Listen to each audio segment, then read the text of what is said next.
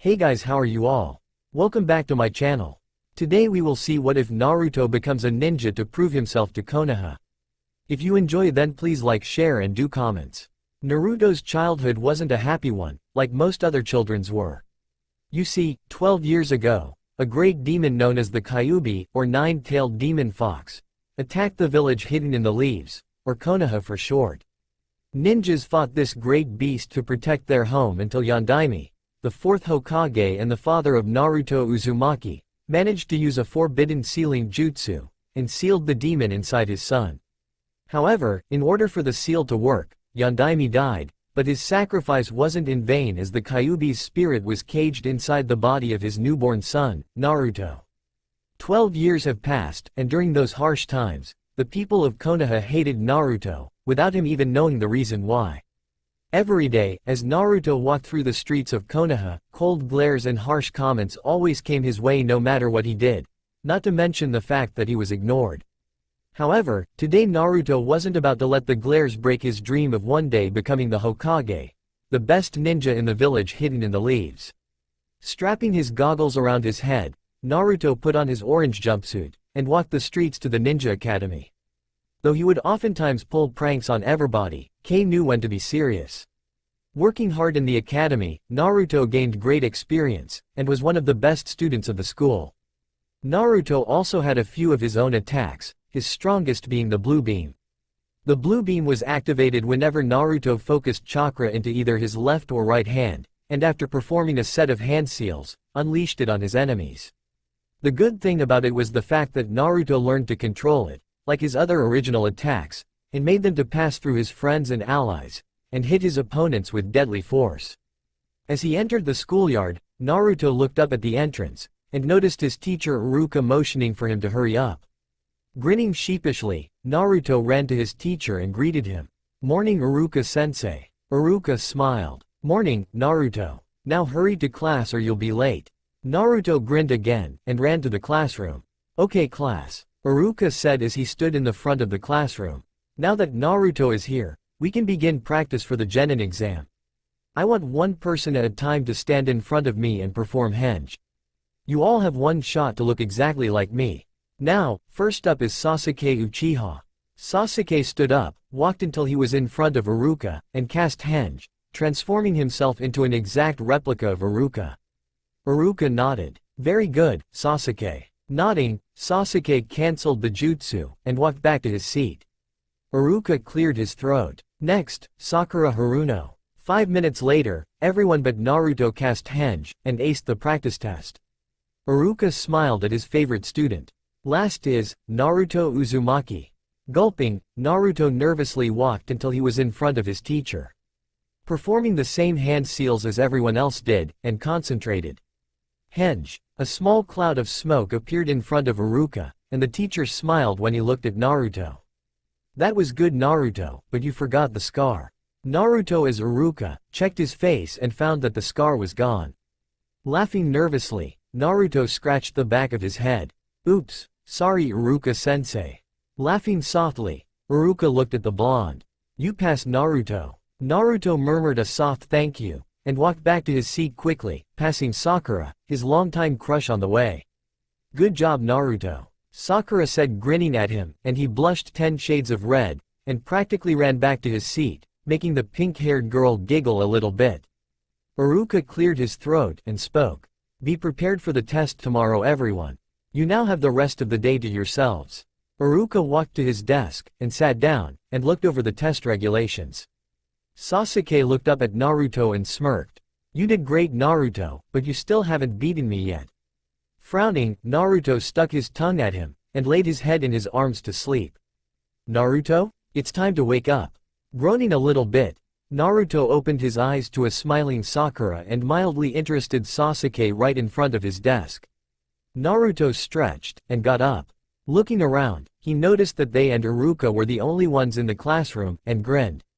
"Whoa, I was out for 4 hours? Awesome." Walking to the door, he waved goodbye to the three, and left. "I hope I do good on that test tomorrow," Naruto said as he walked the streets of Konoha. Ignoring the glares thrown his way, he walked steadily to his apartment. Kicking off his sandals as he walked through the door, Naruto went to the kitchen, and grabbed a pack of instant ramen. I hate those 3 minutes these take to heat up. I really do. After setting it in the microwave and waiting for 3 minutes, Naruto took the ramen back out and began eating. Man, no matter how many times I eat this stuff, it always tastes great. Downing the cup in 30 seconds, Naruto threw the cup away, and walked to his living room and sat on the couch. I wonder what I'll do today. Hee hee. Maybe I'll TP Sasuke's house again. Haha, I remember the last time I did that to him. His family got so mad. Flashback. Man, this is gonna rock out loud. 9-year-old Naruto said, carrying a crate full of toilet paper to the Uchiha residence. Making sure no one was watching him, Naruto walked to the main house, climbed one of the tall trees overlooking it, carrying his crate with him, and began throwing toilet paper all over the house. When he was done, the mansion looked like it just got mummified. Laughing quietly, Naruto leapt off the tree, taking his crate with him, and did the same to the other houses. When he was done, and was racing to the gates to avoid getting caught, he was apprehended by Sasuke's older brother, Itachi. Smirking at the young blonde, Itachi eyed the empty crate. "Going somewhere, Naruto? I saw what you did." Naruto's eyes widened to the point that they nearly popped out of his head. Itachi smirked again. "But, since you did help me out a few years back, I'll let you. Don't let my dad catch you." Suddenly, the two heard an ear-piercing scream, followed by a huge and angry, "Naruto!" Sweat running down his face, Naruto jerked free of Itachi's grip, and almost made it out the gates, before Sasuke and Itachi's father grabbed him and hoisted him into the air. Naruto nearly passed out of shock when he saw the angry look on the man's face. End flashback. Then again, maybe not, I know. I'll train and get faster again. Yeah, I love this kind of training. Running to his closet, and grabbing a training vest, and putting weights that were 120 pounds inside the vest. "Here we go," Naruto said, straining a bit with the vest. Though the weight slowed him down at first, Naruto managed to get to running at a fairly fast pace real fast. Passing by Sakura's house, and catching the pink-haired Kunoichi to be stepping out of her house, Naruto ran up to her. "Hiya, Sakura-chan." Surprised, Sakura turned around sharply, ready to punish the person, when she found her friend and secret crutch standing right in front of her with a big grin on his face. "Naruto, I'm surprised to see you here. Usually you're out running around or fighting Sasuke." Naruto grinned, and grasped her hand. "We can go out for a little walk together if y'all want. I'm really bored and in need of a little company today anyways." Sakura smiled, and tightened the bond his and her hand made. "Lead the way, Naruto. I was about to go for a walk myself." Naruto smiled, and walked off into town with Sakura right beside him. However, a figure on top of a roof was watching Naruto and Sakura. Seems like those two are a couple. Smiling slightly, though difficult to see since he was wearing a mask covering his face up to near his eyes, the figure laughed slightly. "I wonder what would happen if I became the teacher for those two if they passed their graduation exams. Oh well. No sense dwelling in the future. What happens happens." Pulling out a small orange book, the figure laughed perversely and disappeared. The day passed by quickly, and it was soon 9 p.m. at night. After bidding goodbye to Sakura, who waved at him and vanished into her house, Naruto took a moment to reflect on the walk they had together. It was awesome, and the two of them had a lot of fun. Naruto sighed happily and clasped his hands together and rested them on his head. I wonder if Sakura-chan likes me. I hope so, 'cause I have a huge crush on her. Her beautiful pink hair flowing down her gracious shoulders, her beautiful forest green eyes mesmerizing me every time I look into them. Sakura-chan's the prettiest girl I've ever met, and I want to marry her when we're older." Naruto said happily as he walked home. Unknown to Naruto, however, Sakura heard everything he said, and was deeply flattered and was blushing badly. "He wants to marry me? I'm just a girl with a big forehead, he shouldn't be attracted to me." Sakura sighed sadly as she watched him disappear down around the end of the street. "Good night, Naruto. Kun." Sakura said as she walked to her room to get ready for bed, unaware that her parents heard the comment. After staring at each other for a few moments, Mr. Haruno spoke. "Our daughter loves the carrier of the Kyuubi." Mrs. Haruno nodded slowly. "I should be outraged. Surprisingly, I feel happy for Sakura." Her husband nodded. "A demon wouldn't treat people the way the brat, no, Naruto treats everyone. He plays pranks yet he can be the most polite person you've ever met. The two went to bed after deciding to discuss about Naruto and Sakura with the Hokage in the morning. The morning sun broke into Naruto's bedroom window, waking the young ninja in training up from a peaceful slumber filled with ramen and Sakura. Growling softly, Naruto climbed out of bed and got ready knowing today was the genin exam. Can't be late, especially today. Or Iruka-sensei, Sakura-chan, and Sasuke will have my head. Naruto dashed out the door just after eating a cup of instant ramen with fresh milk Iruka bought for him. Naruto ran through the academy entrance just in time to see the last of the students going in. I wonder if Sakura, Sasuke and I will be in the same team. I hope so. Iruka-sensei knows how well we work when we're together. Walking in, Naruto took his seat in between Sakura and Sasuke. Every student other than Naruto, Sasuke, and Shikamaru, who was sleeping on his desk, were looking very nervous. After a brief moment, Iruka began the brief lecture on the test. This test, as you all very well know, will award you your leaf forehead protectors and promote you to the first rank of ninja known as genin. The test is over the Bunshin no Jutsu and Henge no Jutsu. I hope you all do well, and if you fail, then try again next year. Meanwhile, at the Hokage's tower, the third Hokage, aka Sandame, was preparing to watch the test through his crystal ball. Around him were several Junin who would teach those who passed. Ahem. The Hokage cleared his throat, bringing everyone's attention to him. The ones who clear the test will be placed into a three-man team, is this understood? The Junins nodded. Sandame spoke again. The same rules apply to everyone except 6 people who I personally decided to put into teams. Lowest scores will be placed with middle and high scores, understood? More nodding. The man in the face mask spoke. Who are the 6 you have chosen for teams, Hokage-sama? Sandame smirked. I've decided to recreate the Ino Shika Cho team, and Naruto, Sasuke, and Sakura will be a team.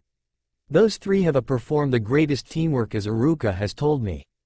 Again, more nodding. Now we will watch and see who passes and who fails. The test was pretty easy, as said by the students who had already tested and passed. Sasuke and Sakura both passed with flying colors, and now it was Naruto's turn, since was last. Walking into the testing room, Naruto focused on what he would be asked to perform, and readied himself. Okay Naruto. First, transform into the Hokage. Nodding, Naruto performed the hand seals and concentrated his chakra. Henge no Jutsu. He transformed into an exact replica of Sandame, much to Iruka and Mizuki's surprise. He really wants to pass so he can be with his friends. Iruka smiled. You did well, Naruto. Now show me 3 bunshins. Naruto looked at him. Iruka-sensei, is it alright if I perform any kind of bunshin? Iruka was surprised, but nodded silently. Does he know another bunshin technique? Naruto smiled, and performed a seal in which his 2 index and middle fingers formed a cross, and concentrated his chakra once again. Kage Bunshin no Jutsu. Immediately, 10 solid clones popped into existence, much to Iruka and Mizuki's amazement. They both had one thought in mind. He can perform the Kage Bunshin, and with 10 clones. After the clones disappeared, Iruka and Mizuki spoke quietly to one another, and then both teachers smiled. Iruka stood up, grabbed the last forehead protector, and walked to his favorite student. Congratulations Naruto. Your test scores are the best in the class. I am deeply honored to entrust you with this forehead protector. You are the rookie of the year. Naruto stood still for a moment, taking in what his favorite teacher just said, and jumped into Iruka's arms. Thank you Iruka-sensei and Mizuki-sensei. I'll make the both of you proud. Iruka laughed and Mizuki smiled as he walked over to the 2 and put his hand on Naruto's head, ruffling it up a bit. Just do your best Naruto. That's all we would ever want from you. Naruto walked out of the room, and proudly walked up to Sakura and Sasuke. The Uchiha smirked. Passed huh? Hey, you're not such a dead last after all. Naruto grinned. Nope, I'm the rookie of the year. This statement amazed both his friends, before Sakura hugged him, and Sasuke folded his arms and smirked again. After the friendship scene, Naruto grew curious. Who became the Dobi then? Sakura laughed. You wouldn't believe us if we told you. Naruto smiled. Who? Shikamaru. Sasuke said and walked out of the classroom. I'm going home. I'll see you 2 lovers later. Both Naruto and Sakura blushed before running after him, saying that they weren't lovers. But neither could help but steal a glance at the other before blushing again. Sandaime smiled as he watched the three walk away from the school. Asuma, a Junin with a thick beard, nodded once. I entrust you with Ino, Shikamaru, and Choji. The man nodded. Sandaime continued. Kurenai, you're in charge of Kiba, Shino, and Hinata. A pretty-looking woman Junin with long black hair nodded. The Hokage continued once more. Kakashi. The man in the face mask nodded, face staring into the little orange book. You are in charge of Naruto, Sakura, and Sasuke. Kakashi pocketed his book, looked at the Hokage and nodded. Sandaime smiled. Good, you three will meet your students Monday at 4 in the afternoon. Don't be late, he said, raising his voice at Kakashi, who shrugged it off. Sandaime sighed. Dismissed. The Junin disappeared and Sandaime smiled. Naruto will make a great Hokage one day, he said. The sun cast a warm glow into Naruto's bedroom window, waking the young ninja up. Yawning and getting out of bed, Naruto walked to his dresser and pulled out his trademark jumpsuit. After taking a quick shower, he put the outfit on and looked at his new forehead protector, proving his graduation from the academy. Naruto grinned to himself and put the Hite-8 on. Naruto then walked over to a shelf where he kept all his kunais, shuriken, and even a few new weapons he made himself. Grabbing 10 small discs, Naruto put them inside his weapons pouch along with 10 kunai and 15 shuriken and walked to the door. I'll get breakfast at Ichiraku's before I head to the academy. I am pretty early after all, since I set my alarm for 7:30 and school starts at 8:15. Naruto said, grinning to himself, and headed off for his favorite ramen restaurant. It was now 8 o'clock, and Naruto just finished his third bowl of pork ramen. Thanking the cook, Naruto took off for school. Naruto got there by 10 after 8, and walked around until he found Sakura and Sasuke sitting near the swing he always sat at when he was younger. The two noticed their blonde friend, and while Sakura waved at him, Sasuke crossed his arms and smirked. Waving back, Naruto joined them. Man, today's gonna rock out loud, Naruto said happily. Sasuke fake glared at him. Do you always say everything like that? Naruto shook his head. Sometimes I use slang and that usually makes people mad, so I decided it was better to just talk either like this or I talk normal like everyone else. Sakura giggled, which doesn't happen much. Naruto pouted, and Sakura and Sasuke laughed. Naruto then smiled as the bell rang, signaling for everyone to get to class. Naruto and his friends got up and walked inside the school. They walked inside the classroom with everyone else and took a seat next to each other. Sakura in between Naruto, who was on the left, and Sasuke, who was on the right. 10 seconds passed before Iruka came in carrying a sheet of paper that said, Team Placements, in big bold letters at the top. Iruka took a look around the room and smiled. Starting today, you are official ninjas of the Hidden Leaf. I am very proud of you all for graduating, and I hope you will use your skills to protect our village. I will announce the teams and who will be their Junin instructor. 5 minutes later, Team 6, Hyuga Hinata, Inuzuka Kiba, and Aburame Shino. Your instructor will be Kurenai. Team 7, Uzumaki Naruto. Naruto, Sasuke and Sakura tensed at this as Iruka continued. Haruno Sakura. That earned a big smile from the pink-haired Kunoichi. Iruka carried on. And Uchiha Sasuke. Naruto gave his two friends the thumbs up, which they returned happily. Iruka continued. Your instructor will be Kakashi. After announcing teams 8 and 9, he got to Team 10. Team 10, Yamanaka Ino, Nara Shikamaru, and Akamichi Choji. Your instructor will be Asuma. Now that you know what team you are on, your instructors will begin coming after lunch. Dismissed. 2 minutes later. I wonder if they serve ramen here, Naruto said thoughtfully. Sasuke rolled his eyes. Don't you ever eat other food, Naruto? Naruto nodded happily. Of course. My second favorite food's chili dogs drenched in jalapeno sauce. Sure makes for a real gut burner. Sakura stared at her blonde friend in shock. Thinking back to when she first saw him eat the stuff, she quickly shook her head. Bad thoughts. The newly formed team were walking around the courtyard of the academy with their lunches tucked underneath their arms, looking for a spot to eat. Sasuke noticed a quiet little area off to the north with a few sakura trees hanging around it. Sasuke looked at his companions and pointed at the spot, and Naruto and Sakura looked, nodded, and the three ran off to the nice place. 10 minutes later, after everyone ate their lunches, they laid around on the soft green grass. Naruto had a smirk on his face. I just found a way to prove to out teacher that we're a team. This caught Sakura and Sasuke's attention and they looked at him. Naruto grinned. Omega Blast. Both Genin's mouths dropped open in surprise. Sasuke was amazed. Are you kidding me, Naruto? That attack can't kill anybody no matter how strong or what level you are. Naruto only grinned like an idiot.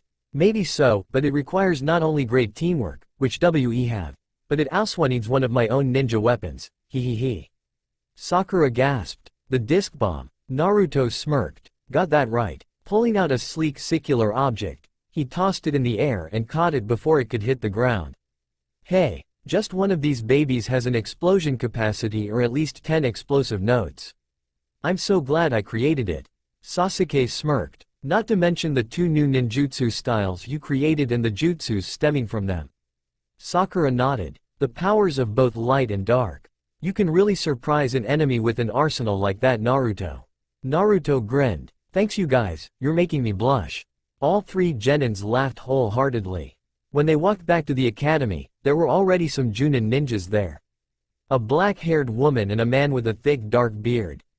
They noticed that their teacher wasn't there yet and thought that maybe he was just running a little late, and decided to just sit and chat until he got there. 3 hours passed. Damn it, where is he? Naruto screamed, looking out the door again. Sakura sighed. Naruto, I don't know where he's at. For all we know, he could be on a very important mission right now. Sasuke sighed. Even I'm beginning to get impatient, Sakura. He could just be lazy or forgot that he's supposed to meet us today. Naruto sighed before getting an evil idea. Snickering and grabbing a bucket of water, he set it right on the top of the door so that when it slid open, the water would dump all over whoever came in. He waited while sitting near Sakura. The door slid open, and water dropped onto the new face, completely drenching him from head to toe.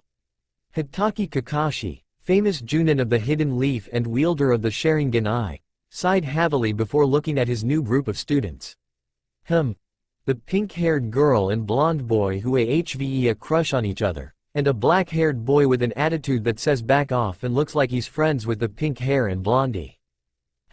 Okay, my first impression on you guys is, not much. Naruto, Sakura and Sasuke deadpanned. Kakashi looked at Naruto. Especially you. Naruto looked away. Sorry sensei, it's just that you were late and I thought you had to be punished. Kakashi laughed, which gained the attention of the genin. I understand. Naruto smiled. Uzumaki Naruto sir. Sakura smiled. I am Haruno Sakura. Lastly, Sasuke stared at his sensei intently. My name is Sasuke Uchiha. Kakashi's visible eye widened. He is Itachi's little brother. Interesting. Okay, meet me on the roof of the academy in 3 minutes. We'll get to know each other better there. With that, Kakashi disappeared. When Team 7 reached the rooftops, they found their sensei already waiting for them. Waving them over, Kakashi smiled. First thing, tell me your name, likes, dislikes, and dreams. Naruto piped up. Sensei? Why don't you tell us about you first so that we might get a little idea about ya? Kakashi nodded. My name is Hitaki Kakashi. Likes? I don't feel like telling you that. Dislikes? Nope, won't tell ya. Dream? Well, I haven't really thought about it. He nodded to Naruto, who smiled. Hiya, my name's Naruto Uzumaki. I like ramen as my favorite food, and my best friends Sakura-chan and Sasuke. I dislike people who think they're above others and those who hurt innocent people. My dream, actually 2 dreams, are to become Hokage and become the fastest living being ever. Kakashi was, more or less, astoundingly surprised when Naruto said he wanted to be the fastest. He then nodded to Sakura. Sakura smiled. My name's Haruno Sakura. I like my close friends Naruto and Sasuke. I dislike the villagers for the way they treat Naruto. My dream is to. She glanced shyly at her blonde-haired teammate, and said nothing more. Kakashi was not surprised. After all, he was assigned to watch Naruto when he was younger, and since he and Sakura were always seen together, he knew she saw how he was treated, plus he also knew they had a crush on each other. He looked at Sasuke, who grunted. Uchiha Sasuke. My likes are my friends Naruto and Sakura. I too dislike people for Naruto's treatment. In my dream goal really is to kill the snake Sennin Orochimaru for trying to destroy my clan. Kakashi smiled and clapped his hands. Okay, you're all done for the day. Meet me on the bridge at 7 in the morning. We will take a test to see if you really are eligible to become genin. Now listen closely. Of all the 27 who graduated the academy, only 9 will become genin. This test has a 66% of failure and you better not eat breakfast or else you'll puke. Kakashi disappeared, leaving 3 stunned graduates in his wake. 5 minutes later, at Ichiraku's. Great. Just when I thought we would actually start actual genin missions, we gotta take another test to prove we're worthy of being genin. Oh man, Naruto said as he ate his second bowl of ramen. Sasuke grunted. I thought the same thing. Now when tomorrow comes, we have to take another test, he said as he'd another bunch of noodles out of his shrimp ramen. Sakura shrugged. It's just to prove to our new sensei that we have good teamwork. Teamwork's what the actual test is all about because as the 3 of us know, genin have a natural feel for teamwork, and we have great skills as a team, she said, drinking her small cup of green tea. Naruto and Sasuke nodded in agreement. After the 3 filled their stomachs, they bid each other good night and walked to their homes. As Naruto walked down the main street to the poorer part of Konoha, he felt many glares of hatred being directed at him.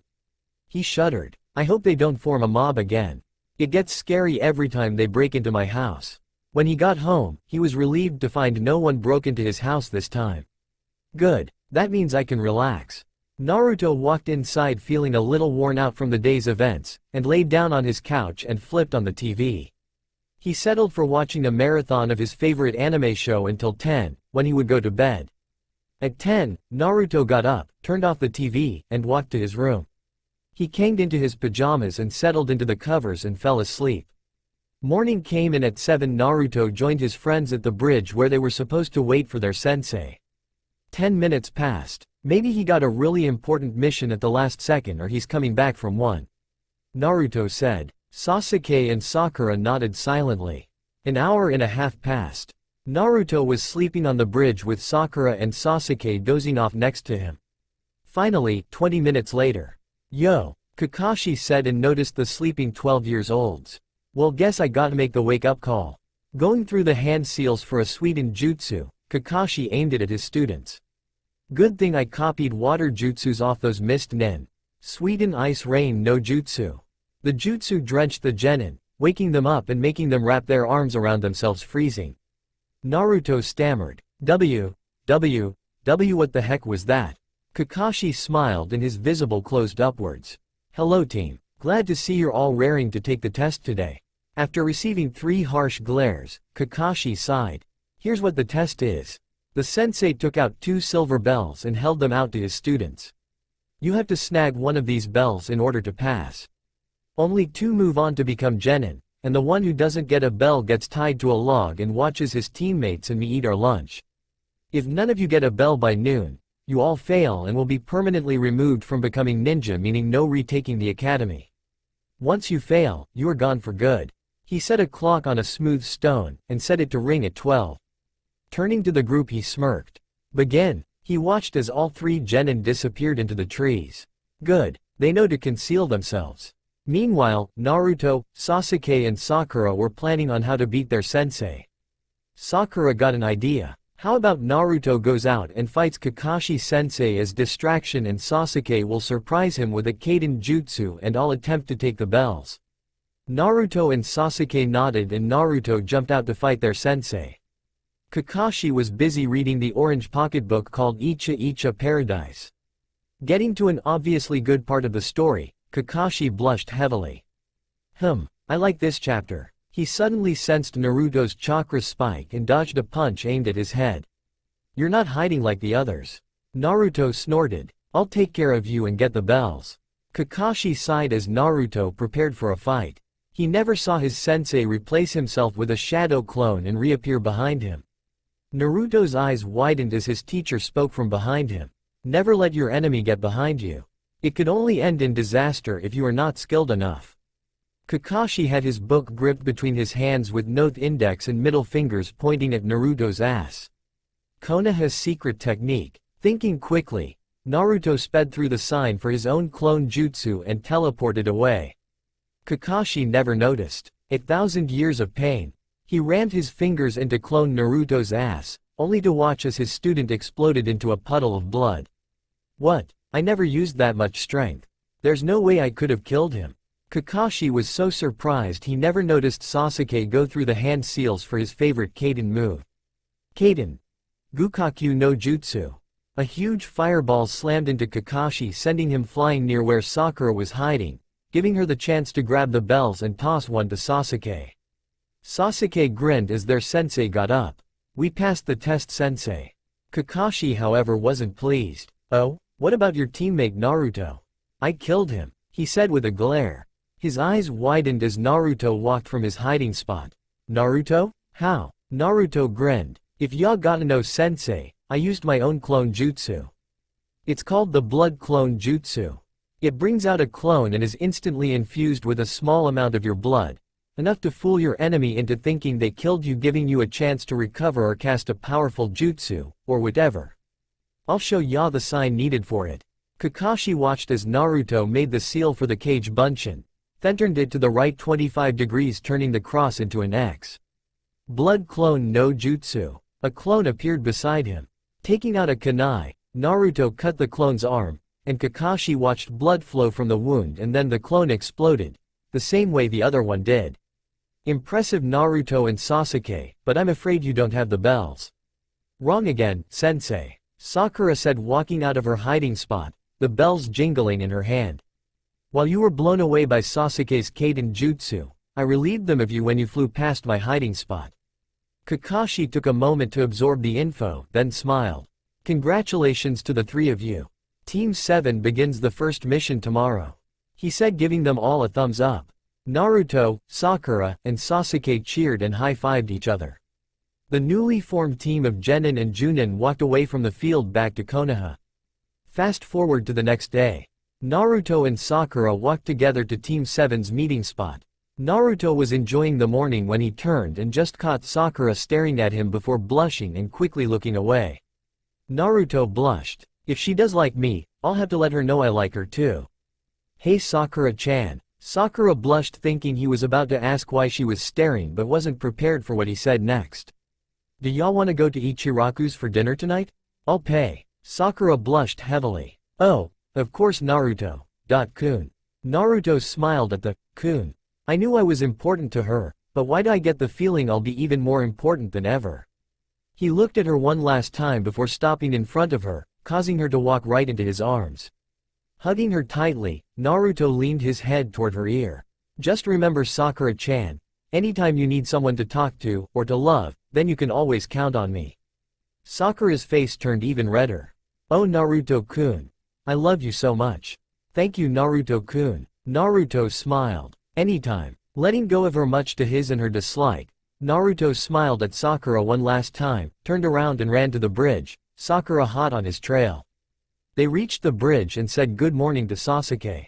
The team sat on the bridge waiting for their sensei. 2 hours later. You're late. Naruto, Sakura and Sasuke screamed at him. Kakashi grinned sheepishly. Sorry, I was on my way but got lost on the road of life. Liar. The Genins yelled. Kakashi sighed. Okay, here's the mission. 10 minutes later, at an old woman's house in her garden. I hate pulling weeds, Naruto said. Sasuke and Sakura nodded grimly. 1 hour later. Good job, team, Kakashi said. That completes the first D-rank mission. Now, we go to the Hokage Tower for our next mission. This continued for 2 weeks. Team 7's D-rank total was now 12. Frankly, Naruto, Sakura and Sasuke were fed up with it. They didn't know that today would change their routine. Naruto here. We've reached the target. I'm in position. Sasuke in position. Sakura in position. Kakashi nodded and spoke through the microphone. Good, good. On the count of 3 you 3 jump the target. 1, 2, 3. The Genins jumped the target, which was a brown cat with a red bow around its ear. The cat screeched as Naruto caught it and slashed him on the arms, trying to get free. Naruto winced as Sasuke reported the mission to be a success. Kakashi smiled. Good work, team. If we keep this up, then maybe we'll get a C-rank mission soon. 20 minutes later at the mission room of the Hokage Tower. Good job Team 7, Sandame said as everyone watched the Fire Lord's wife hug the living heck out of the cat. Now we have another mission for you. There's a woman who needs weeds pulled out of her garden. Ichiraku's needs help with getting more ramen. Naruto's mouth drooled at this. Sandame was about to continue before Sasuke stepped up. I don't like the missions we are getting. Give us AC rank. Naruto snapped out of his ramen obsession and backed his friend up. Yeah, D-ranked missions are boring. Sakura nodded her agreement while Kakashi slapped a hand over his eyes and groaned. Iruka glared at the three. But before he could say a word, the Hokage smiled and spoke. All right, if you three feel you are ready for AC rank, I'll give you one. A man from the land of waves needs to get back home and needs protection from thieves and bandits. Send him in, he said the last part to the Chunin standing near the door. He bowed and opened it and gestured an old man into the room. The man said, drinking from a bottle of sake. These broths are supposed to protect me? Now I'm even more worried than before. I especially don't like the runt. Naruto knew the man was talking to him and was about to say something before Sasuke and Sakura glared at the man. Naruto-kun is more reliable than anyone I've ever known. You can trust in him and us as well, Sakura said. Sasuke crossed his arms and nodded silently. The old man snorted. Anyways, my name is Tazuna. I'm a bridge builder for the Land of Waves. Kakashi took this as an opportunity to lead the group out of the building. They walked through town with many of the villagers glaring at a certain blonde who ignored them, and Kakashi led them through the gate. Once outside, Naruto and his friends looked around in wonder of what could happen outside their village. They began walking to where Tazuna said the Land of Waves is. A couple of miuntas later and the team passed by two small puddles of water. Kakashi noticed this and went into thought. The team didn't notice the two missing nin from the village hidden in the mist. The two first attacked Kakashi. Wrapping him in a chain, they pulled it and Kakashi fell to pieces, scaring the heck out of his students and client. The two nin, known as the Demon Brothers, went after Naruto next. One tried to hit him and paralyze him with the chain, but Naruto leapt away from it and landed a few feet away. Performing a new set of hand seals no one saw before, Naruto unleashed another of his original jutsu. Light Style. Beam Blast no Jutsu. Naruto shot his hands forward, and a beam of white chakra came out, striking the nin who attacked him and knocked him out in a heartbeat. Smirking and turning to the other nin, Naruto flashed through another set of seals. Dark Style. Shadow Burst no Jutsu. Naruto unleashed a big ball of black chakra and when it hit the nin, it exploded in his face, instantly knocking him out as well. The thing, Naruto only used his jutsus at 50, meaning not at their full power. That's it for them, Naruto said, catching the shocked look on Tazuna's and Kakashi's as he was hiding in a shrub. But Naruto and the others didn't know he was there. Face. How did he come up with that white and black chakra? Kakashi thought. He poofed near his team, his eye on Naruto the whole time. Good work Naruto. I was right to leave you three to these men. Bounding the unconscious men with rope, Kakashi smiled. Now we wait until they wake up and question them. He looked at Tazuna. You'll have to explain why these missing nin were after you, Tazuna. The old man gulped. I can't get the thought out of my head, but I have a feeling we'll be meeting a Junin the next time. Kakashi thought grimly. Leaving the two brothers behind, the group of Leaf Nin and Tazuna got on a boat and headed for Wave. Kakashi stared at Tazuna, who was ignoring his glare. Kakashi spoke. Tazuna. About the mission. Tazuna flinched as the sentence caught the genin's attention. Kakashi continued. Now I know you have your reasons for requesting a C-rank mission, but the second those missing nin attacked us, it turned into a B rank, if not an A rank 1. Because now that we defeated two Chunin, the ones who sent them will send a Junin after us. We need to know what made you pay for a C-rank mission. Tazuna sighed. The Land of Waves is a very poor country ruled by a man named Gato, and yes, he is the owner of the Gato Corporation. Years ago, he saw that if you ruled over the seas, you ruled over all shipments from country to the other. Gato seized our home to gain this kind of power, and what kept us from taking it back was the missing nin he hired to protect him. He is after me because if I build the bridge to connect to the fire country, he will lose control over our home. Tears ran down Tazuna's face as he continued. I must build the bridge because only then will we ever be free. Naruto nodded in understanding and turned to Kakashi. Sensei, I believe that he's telling the truth. Kakashi nodded. Alright Tazuna, I'll let you go on this. We'll stay until the bridge is finished. Tazuna grinned. Thank you all. Silently he turned around and peace signed the rower. I win. He and the rower cuckolded silently. 10 minutes later, at the entrance to the town, Sakura noticed the way people treated them when they walked in. Mothers gathered their children and ushered them inside and shut and locked the door. The husbands and fathers who were already inside immediately got ready to protect their loved ones. Everyone who even so much as glanced at them quickly snapped their heads away and walked away from the ninja. Sad, Sakura moved closer to Naruto. I don't like the way things look here, Naruto-kun. Naruto smiled at her and grabbed her hand lightly. Don't you worry, Sakura-chan, with us here, we can make everything all right in this town again. Believe it, Sakura smiled back at him. I believe, Naruto-kun, I believe. Sasuke nodded his head in agreement and grinned when he saw them STLL holding hands. HMPH. Those two might as well start dating. Everyone in Konoha knows those two will end up being together. Naruto noticed the grin on his face. Sasuke? What's so funny? Sasuke only smirked. Nothing. Just that you two should really start going out. He said following Kakashi and Tazuna. Naruto and Sakura blushed, glanced at each other, blushed even harder and ran after their dark-haired friend. The team was passing through a small forest to Tazuna's house. Sasuke was smiling and looking at Naruto and Sakura, whom kept glancing at each other, blushing and looking away. Unfortunately, the cycle was broken when Naruto snapped his head to the direction they came, and Sasuke noted by the look on his face that he was getting serious. Naruto growled, "Everybody duck." The group dove for the ground as a huge sword spinned over their heads, and embedded itself into a tree. Kakashi looked up and immediately recognized the sword. That's, an evil laugh echoed through the forest and a missing nin from the mist appeared on the blade. Kakashi of the Sharingan, no wonder the demon brothers lost to you. I see you're leading a team Og Loli Genin and protecting this worthless bridge builder. Allow me to relieve you of him. The evil nin jumped towards Tazuna, but was stopped when Naruto ran in front of him. Ha ha ha ha ha. You got spunked, kid.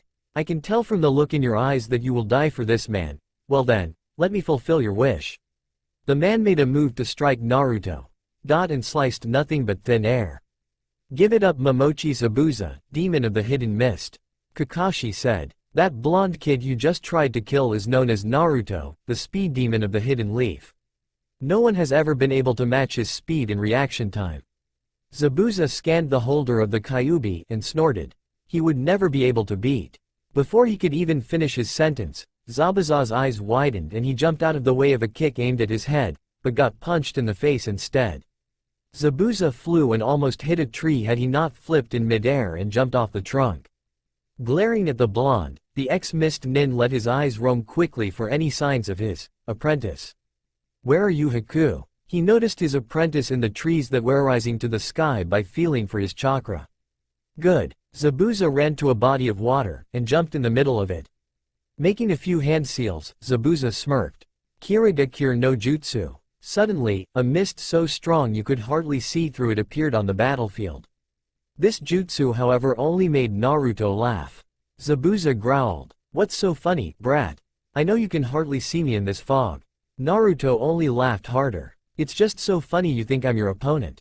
If anyone should be your opponent, it should be Kakashi-sensei. Naruto said, happily grinning at his sensei, who had a look of slight shock on his face, then a smirk. Yes, it should be me, Zabuza. After all, even though Naruto's the fastest of the group, I'm still the strongest. Taking out a kunai, Kakashi attacked Zabuza. However, when he slashed the demon, he exploded into water.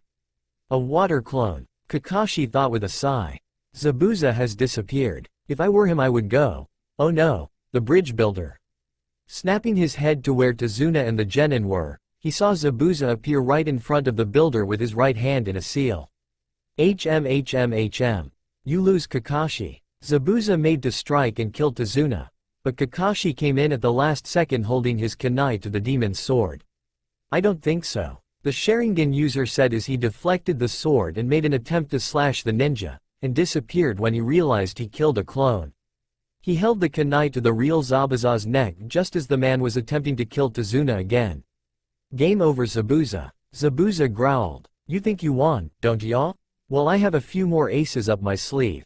With that, Zabuza managed to move his right leg to kick Kakashi into a big pond. Once he was in the water, Zabuza performed new hand seals and smirked. Suiru no Jutsu. A ball of water formed around Kakashi, and Zabuza plunged his hand into it, effectively trapping the Junin.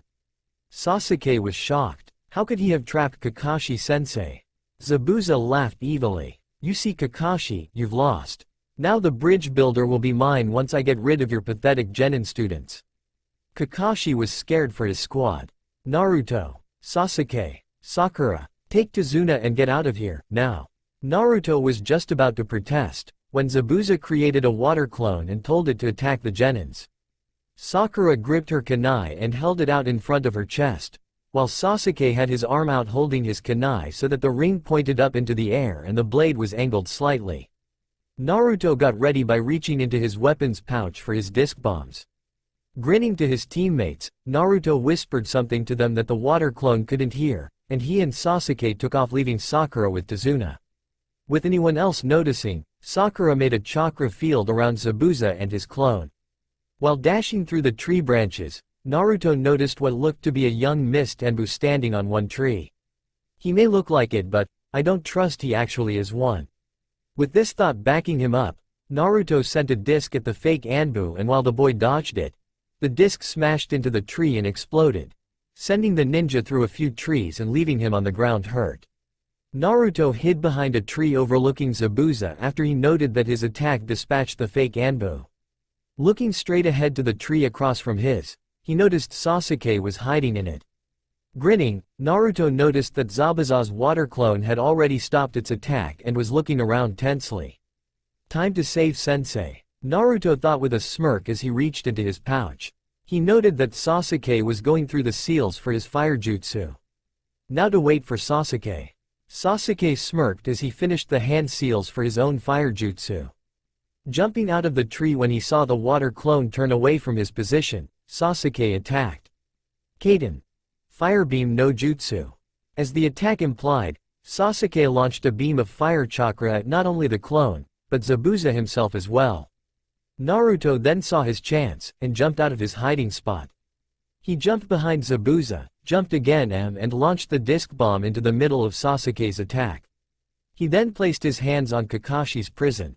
Blue shield. Naruto quickly jumped away and smirked as the strongest three-man attack was performed. Kaden. Omega Fire Explosion no Jutsu. The attack went right through the Zabuza clone and smashed into Zabuza, sending his flying and smacking hard into a tree.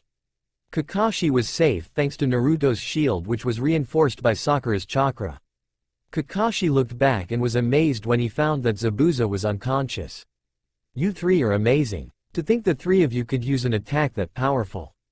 It wasn't at its best, Kakashi-sensei, Naruto said. Since you two were in the vicinity of the attack, Sakura-chan had to use her chakra so that it held in force my blue shield. Normally she would have thrown another disc bomb so that it hit the one I threw, creating a huge explosion, and the fire beam would have made it bigger, creating a huge dome of fire. He explained. Kakashi looked at Zabuza again. I suppose we should leave now, and maybe someday soon we will fight Zabuza at his full power. Sasuke looked at the Junin. Full power. Kakashi nodded. The whole time he was fighting me, I realized he kept looking off into the trees as is waiting or watching someone or something. He stretched. Well, now that you three freed me, we'll continue to Tazuna's house. The genins nodded and walked with their sensei and client to his house. Not noticing the young man Naruto damaged, who knelt beside Zabuza's unconscious form and teleported them both away. Team 7 and client finally arrived at his house. Welcome to my humble abode, Tazuna said, opening the door and gesturing the ninjas inside. Naruto and the others looked around. It's not much since Gato's always taking our money, but please make yourselves at home, Tazuna said as a young black-haired woman walked into the room. Noticing Tazuna, she gasped and ran into his arms. Father, I'm so galled you're safe, she exclaimed. Tazuna chuckled. Of course, Tsunami. It was these young ninja and the sensei that kept me alive and well. He noticed a small boy walk into the room and called him over. Inarami grandson, come and say hello to these ninjas. Inari snorted. Why? They have no need to be here. They did their job of defending you on your way back home. We don't need them anymore. He cried. Sasuke narrowed his eyes at the boy and was about to say an offending statement when Naruto shushed him and approached the boy. Kneeling in front of Inari, Naruto spoke. Hey kid, our job ain't done yet. We're not only gonna keep protecting your grandpa, but we're gonna stop Gato from ever wreaking evil on Wave again. That's a promise and you can bet I'll stay true to it. It's my way of the ninja. Inari scoffed. I'll see how much you're willing to hold that promise. Ignoring his mother's protest, Inari walked to his room. Naruto sighed and walked out the door. I'm going to train. Everyone nodded except Sakura watched him concerned. Should I follow him just to be sure he won't hurt himself? I don't know. He always hurts himself on accident yet always gets right back up. But then again, I don't want to see him hurt even if it is just a second. Sakura got up and followed her crush out the door silently. 5 minutes later in the forest they passed through earlier. Focus. I have the details. I know what the abilities I received with this are.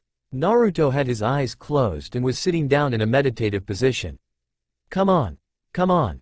Come on. I can feel it. Suddenly, Naruto felt a jolt in his eyes. Knowing he reached his goal, the blonde opened his eyes. Instead of the normal sapphire blue that they were, Naruto's eyes were light blue, and when you looked closely and peered inside them, you could see a blue fire raging inside them.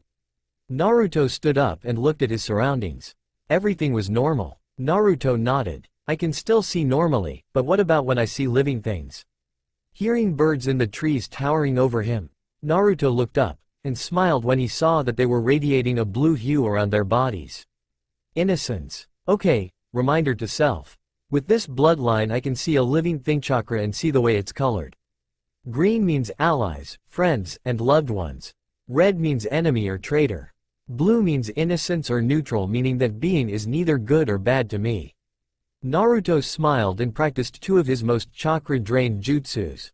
Dark Style. Dark Bomb no Jutsu. His hands held in one of his own hand seals. Naruto held them out and watched as dark chakra formed into a ball in his hand, and threw it at a tree.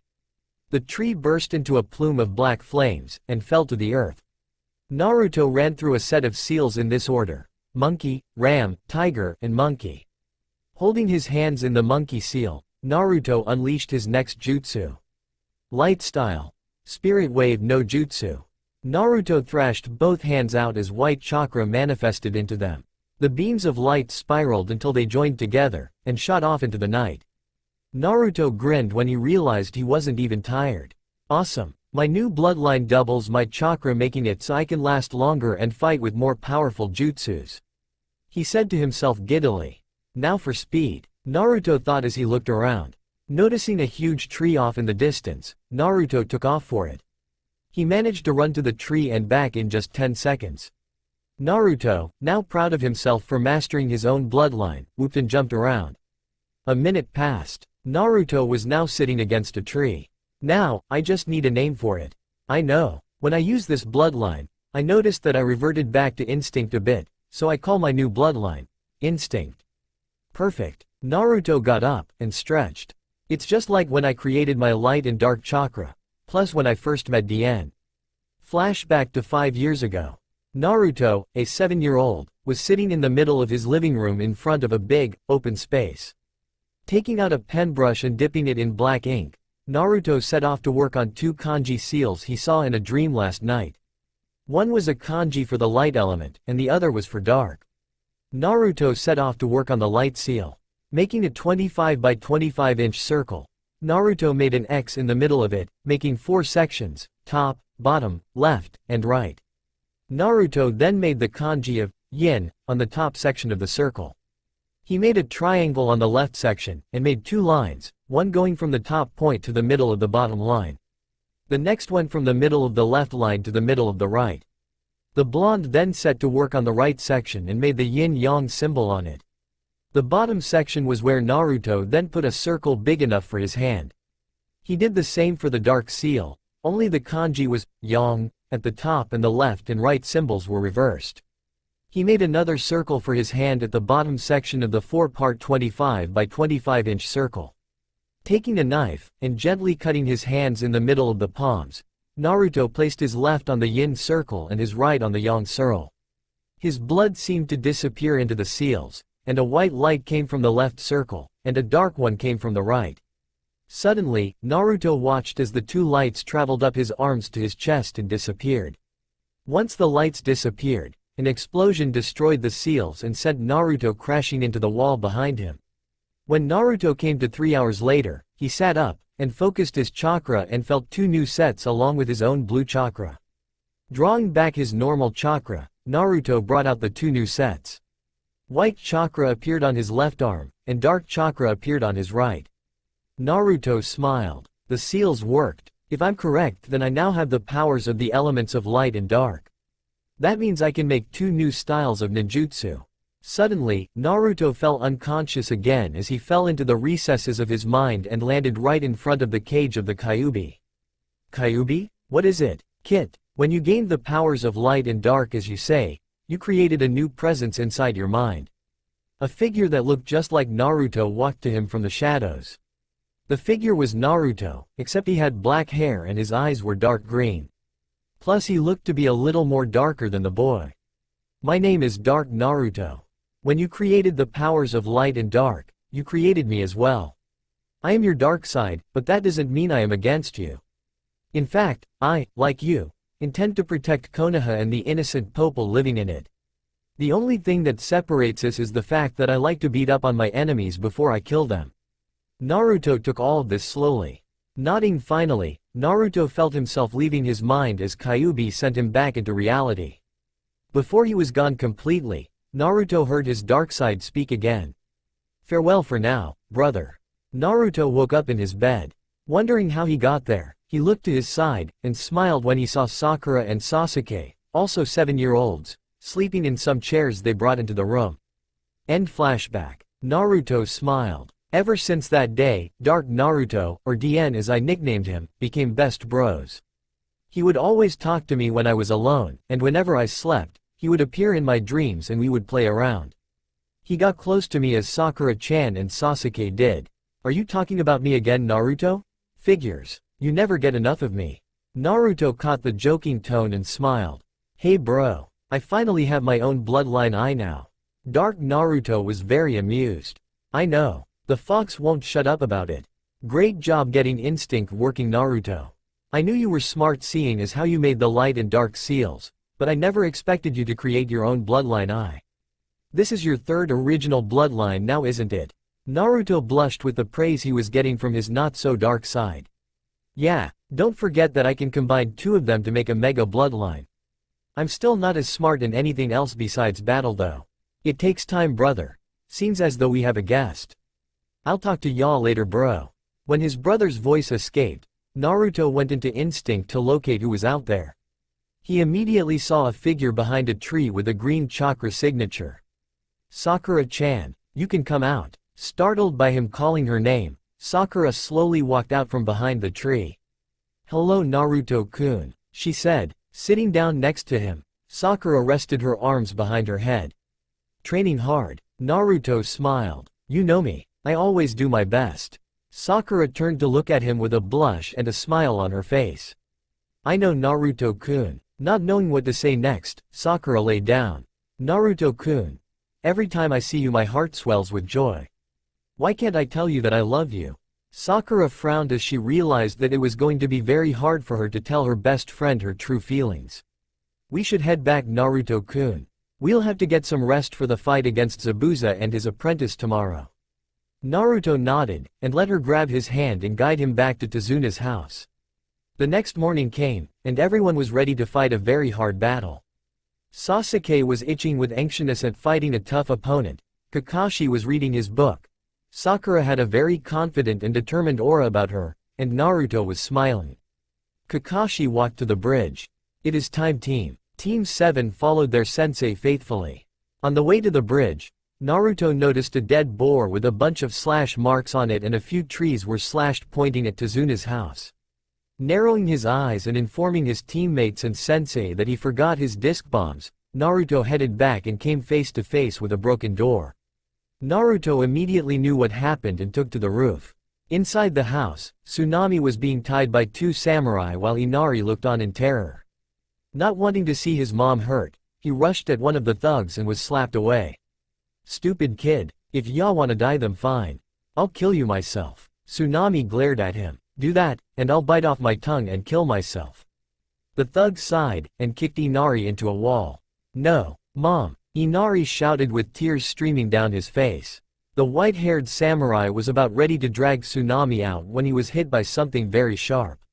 Looking down, he noticed a kunai had pierced his leg. "You take her away and I'll put you two through hell so fast you won't even see it coming." Everyone looked up and notched Naruto standing upside down on the ceiling. Before they could draw their swords, Naruto used Blue Beam and knocked them both out. Untying Tsunami and congratulating Inari on his brave act, Naruto rushed off to the bridge where the true battle would begin. In a minute, Naruto made it to the bridge and saw a dome of glass like ice and a huge could have missed a ways down. Activating instinct, Naruto saw 3 green, 1 blue, and 2 red chakra signatures. Noting that Sakura was protecting Tazuna, Naruto rushed at the dome. Once he got there, he saw Sasuke was being tortured by the masked nin.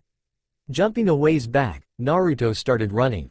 He blazed into the dome just as the boy, Haku, jumped out of one of the mirrors and rammed into him. Haku was smashed into the ground and slid away before getting up and disappearing into his crystal ice mirrors.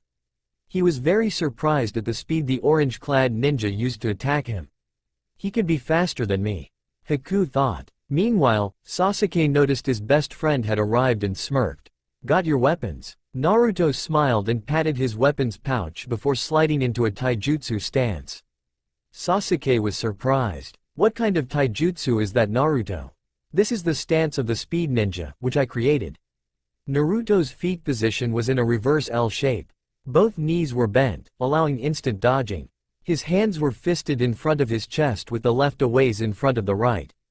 "This gives me great opportunities to use my speed to attack my enemies." Sasuke nodded and slid into his own stance. Both Leaf Genin faced Haku, who was leering at them though they couldn't tell because of his mask. "This should finish you both off regardless of speed," he said and threw Senbon at the two. Mirror shield. A big shield appeared in front of Naruto and Sasuke. The needles hit the shield, and bounced back at their thrower. The needles bounced off harmlessly. Haku smirked. "If that was an attempt to hit me."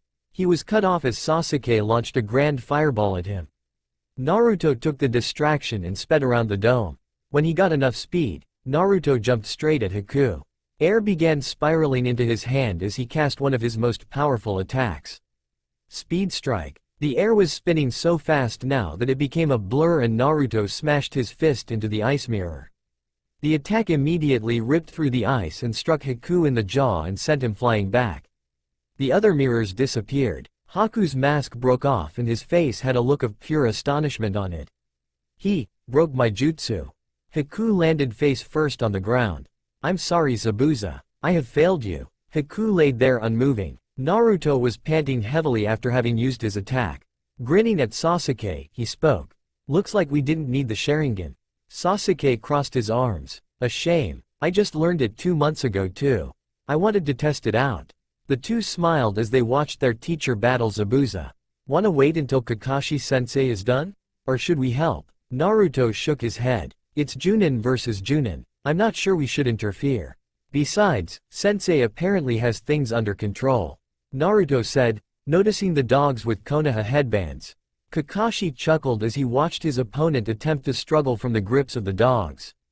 "Give it up, Zabuza. What lies in your future is defeat and death. Let me show you how." Holding his hand toward the ground, he began charging for his own jutsu, the Chidori. Naruto activated instinct and gasped when he saw that Zabuza's red chakra's signature was giving way to blue. Rushing towards his sensei, Naruto stopped in front of him just as he released the Chidori. Kakashi saw his student and immediately stopped the jutsu. "Naruto, what's wrong with you? He's an enemy." Naruto shook his head. "Give him one more chance, sensei, he can be a good guy." "Believe it," Kakashi sighed. "How do you know? He has an aura of innocence that's overwhelming the evil inside him." Zabuza glared. "Let him finish me off, kid. I'm no good guy." "Sure you are," Naruto said. No matter how much evil lies in the heart, there is always hope and good in there as well. You just have to make it stronger.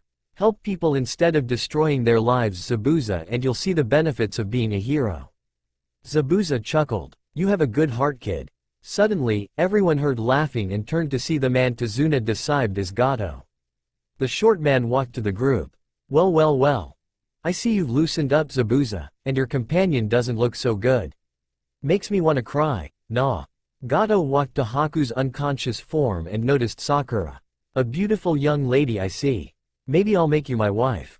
Sakura glared. There's only one who I wish to marry. Anda means more to me than anyone else in the world. Naruto-kun. Inner Sakura whispered. Gato sneered. I always get what I want. He turned to the east, and everyone noticed a big group of ninjas and samurai a few feet in front of Naruto and the Junins. Kill everyone except the girl. I want her for some fun. Naruto growled at Gato and before anyone could react, was holding the man above the ocean.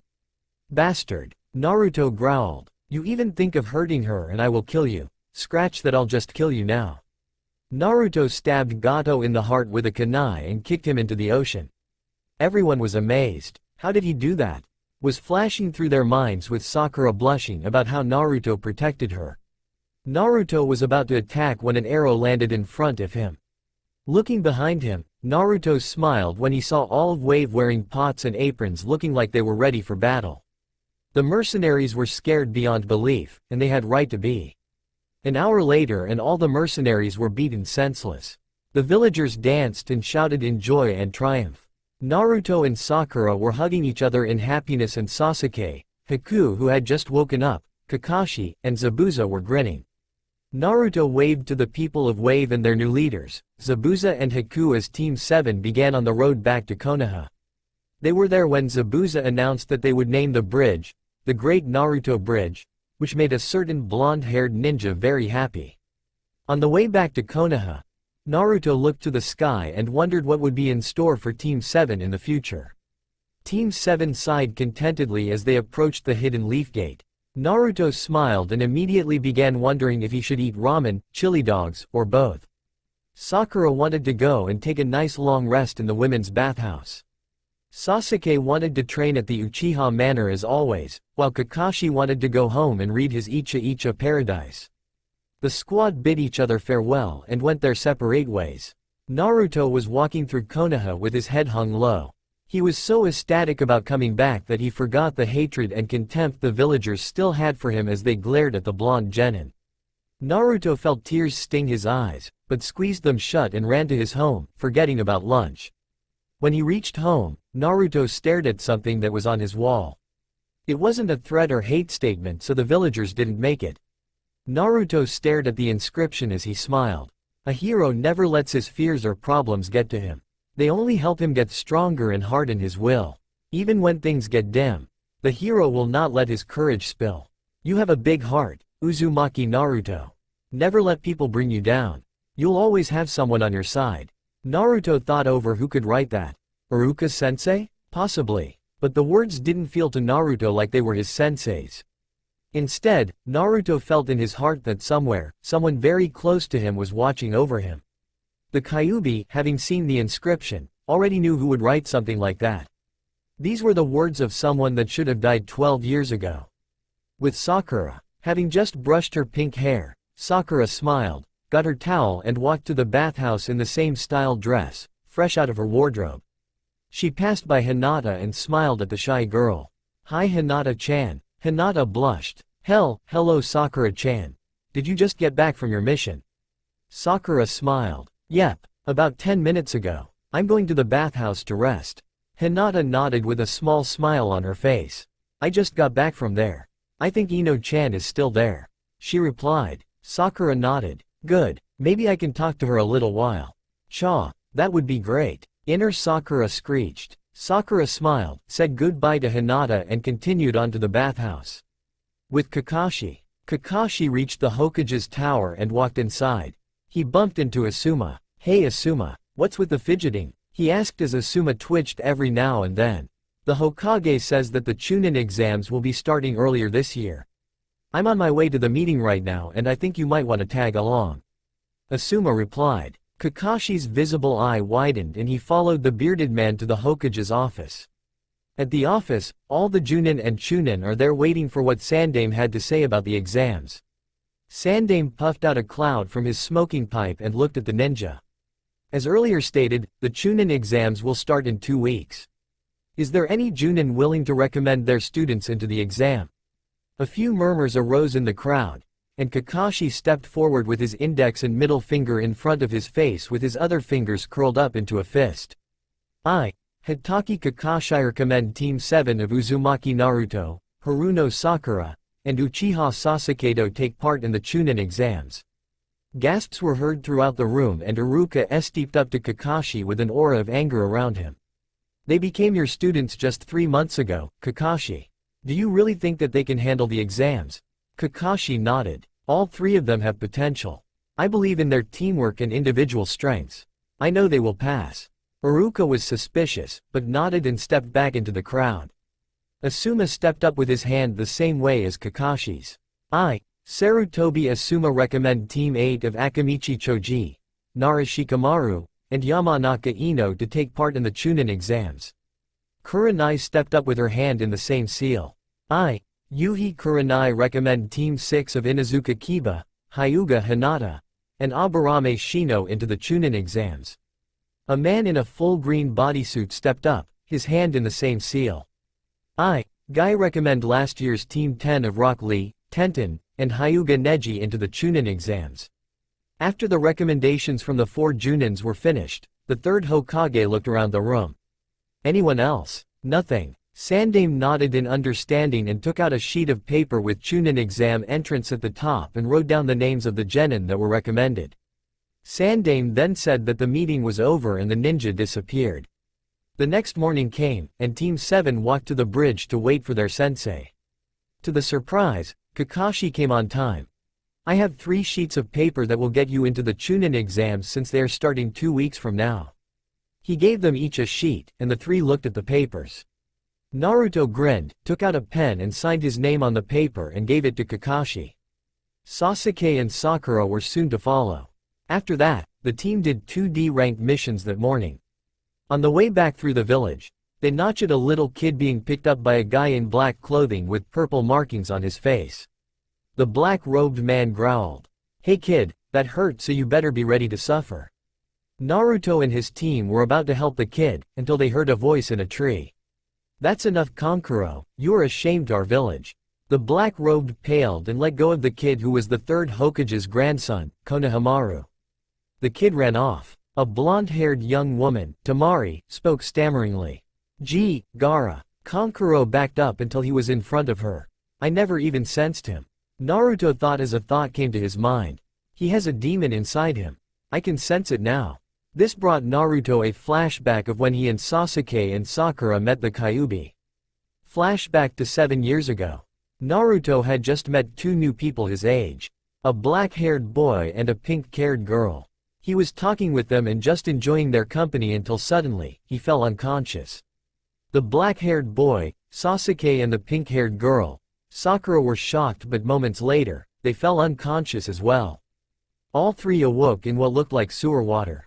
Panicking, they jumped up and stepped back too until their backs pressed into a huge cage. There, they heard a deep and demonic voice speak. "Welcome to my new home, humans." The voice spoke. The kids snapped around and came face to face with the monstrosity that attacked their home just 5 years ago. Kyuubi, the 9-tailed fox. "Relax, I did not bring you 3 here to hurt you. I have a favor to ask all 3 of you. But first, will you listen to my tale of how I got here?" When Naruto, Sakura and Sasuke nodded, Kyuubi began his tale, which is a tale saved for another time. 1 hour later. "So you attacked Konoha because a man smelling of snakes managed to control you?" Sakura asked. Kyuubi nodded. "Yes, I was originally sent to the Hidden Leaf to protect it from a more powerful demon known as the Bio-Demon. 8 other tailed demons were sent to protect the other villages from this monster, but were sealed inside newborn children as well. I am the strongest of them since I have 9 tails. The next list from strongest to weakest is the 8-tailed phoenix, the 7-tailed leopard, the 6-tailed bull, the 5-tailed hawk, the 4-tailed turtle, the 3-tailed dog, the 2-tailed rat, and the one-tailed raccoon. I apologize deeply for the damage I've caused your home. Naruto smiled. It ain't your fault, it's the stupid snake man that did it. Sasuke and Sakura nodded their agreement.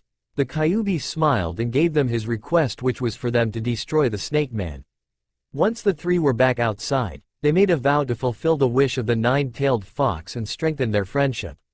End flashback. Naruto stared at the red-haired kid who was Gaara, and the two soon made eye contact.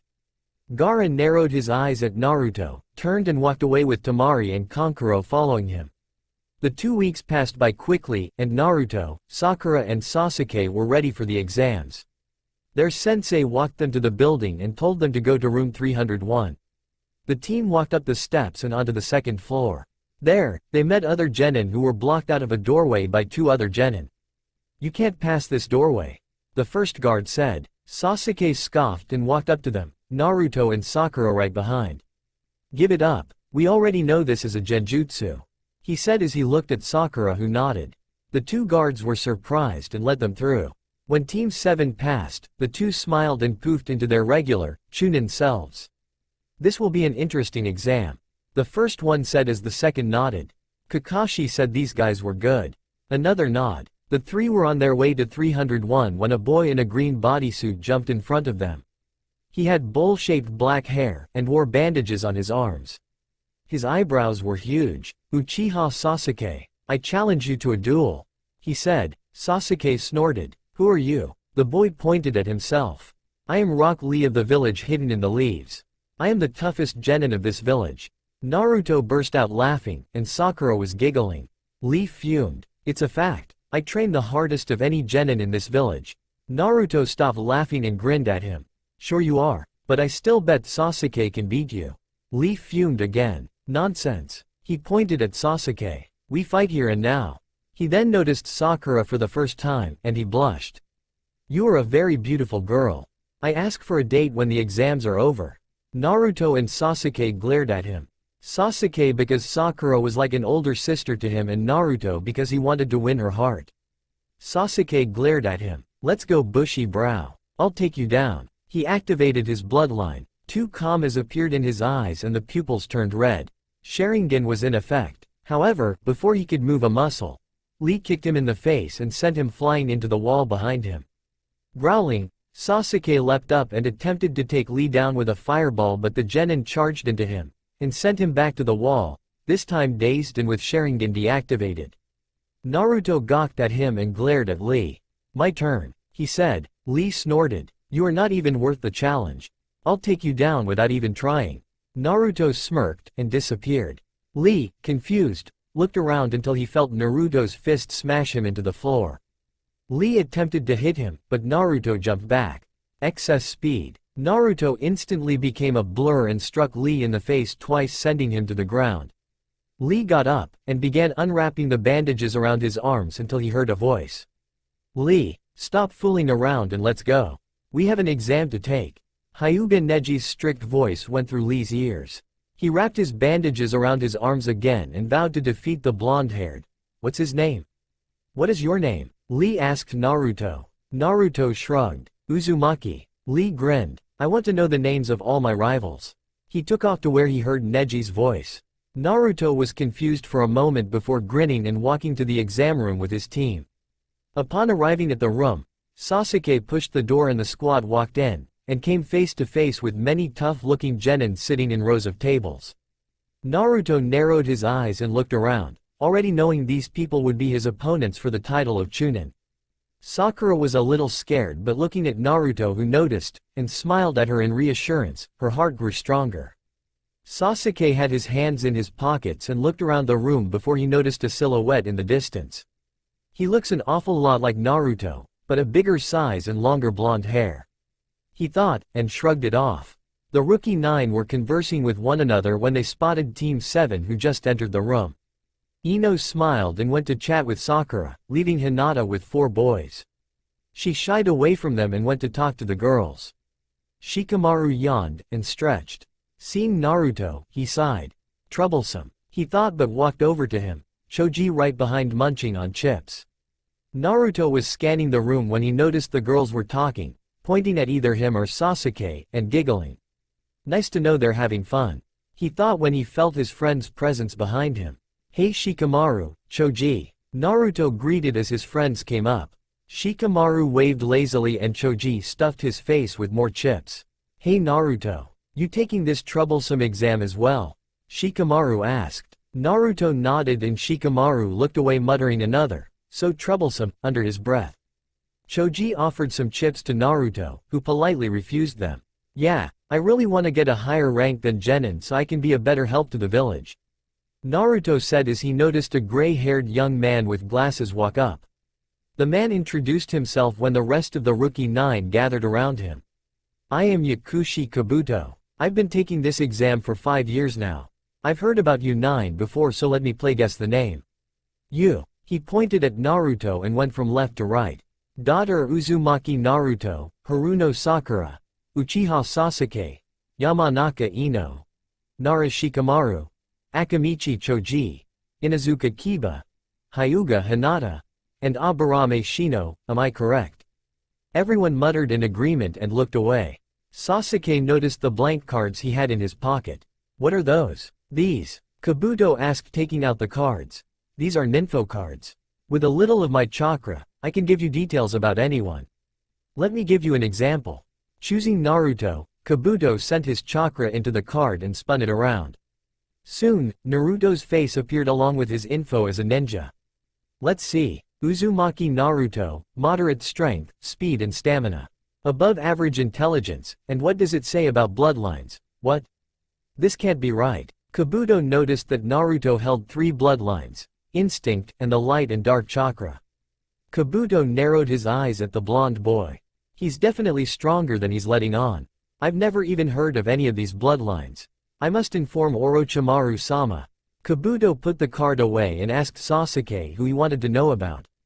Sasuke shook head, saying he would find out for himself, and walked away.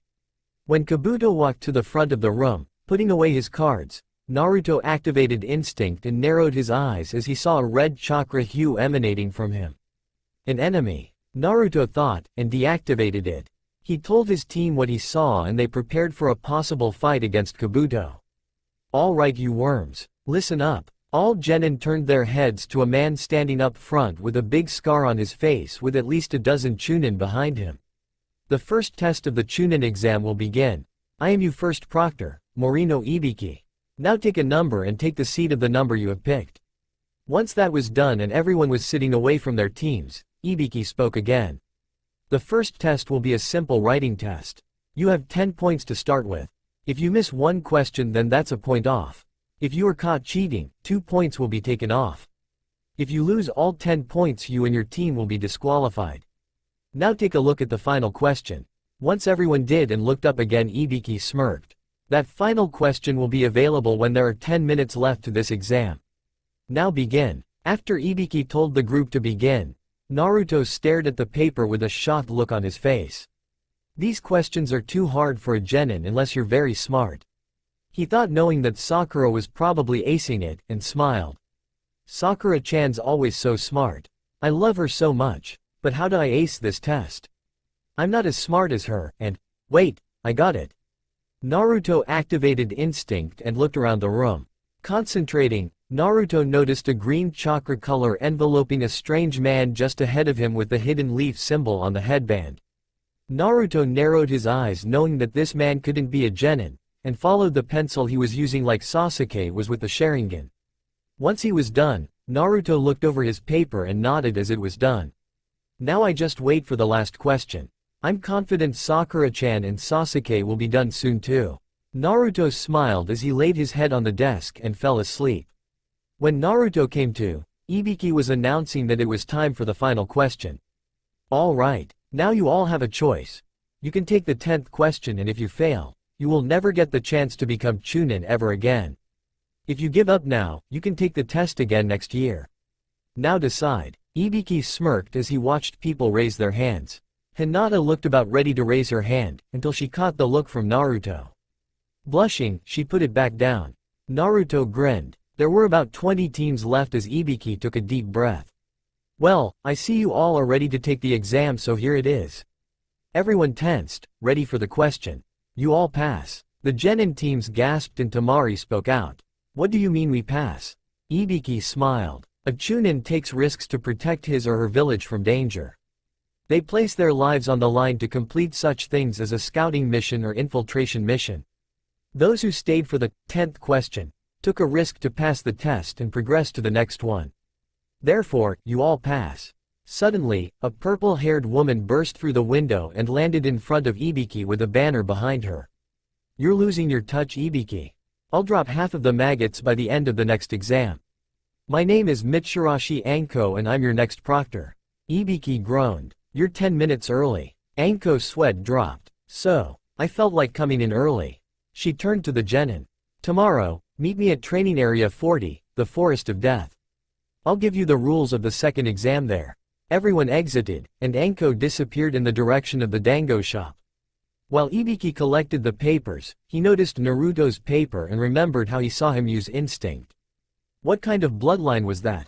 The kid figured out one of our own and used those eyes like that Uchiha kid with the Sharingan. Who are you, Uzumaki Naruto? Morning came fast, and the genin waited outside training area 40, the Forest of Death. Anko stared hard at the Chunin candidates. The second test begins once these gates are opened. Your objective is to find these 2 scrolls, she said, holding up a blue scroll and a white scrolls. These are the Heaven and Earth scrolls. I will hand only one of these to a team and the team with the scroll has to find the other. For example, if you get the Earth scroll, then you are to find the Heaven scroll and vice versa. When your squad has both scrolls, your next objective is to then head for the tower in the middle of the forest. You only have 5 days to get to the tower, and by the way, don't open the scrolls. Anko handed a form and a scroll to the teams with Team 7 ending up with the Earth scroll. The forms are for you to sign stating that the hidden leaf will not be held responsible for injury or death. Once everyone signed and handed the forms back to Anko, she smiled. Now we wait for the gates. Once the doors opened, the genins took off into the forest. Naruto and his squad found a big tree with its roots jutting a little above the ground, perfect for a little hideout. Sasuke immediately took guard, while Sakura kept watch over their scroll, and Naruto was watching for anyone with the Heaven scroll using instinct. Finally, his eyes landed on a lone grass ninja with long hair. Knowing the ninja was an enemy, Naruto nodded to his teammates and crept silently out of the hole. Kage Bunshin no Jutsu, he whispered silently, and said 2 clones after the ninja. Naruto himself prepared in case his clones were destroyed. His eyes widened when he saw the ninja right in front of his eyes staring at him. Kukuku. You really believe 2 simple clones will scare me, Naruto-kun? I've followed after your team for a reason and I intend to get it. The grass ninja ran forward at a blinding speed and struck Naruto in the jaw, sending him flying back. Sasuke and Sakura noticed the attack and prepared themselves. Naruto flipped backwards and landed on his feet. I should have seen that coming. Oh well, gotta find out what she wants. Maybe the Earth scroll, but she would have gone after Sakura-chan. Sasuke stared after Naruto. Noting that he was alright, Sasuke ran at the grass ninja. He threw a kunai at the ninja and smirked when she jumped to the side. Got you. The grass ninja unknowingly triggered a trap, sending kunai and shuriken at her. The ninja jumped away high into the trees, dodging the weapons. Sasuke went through the seals preparing for his strongest jutsu.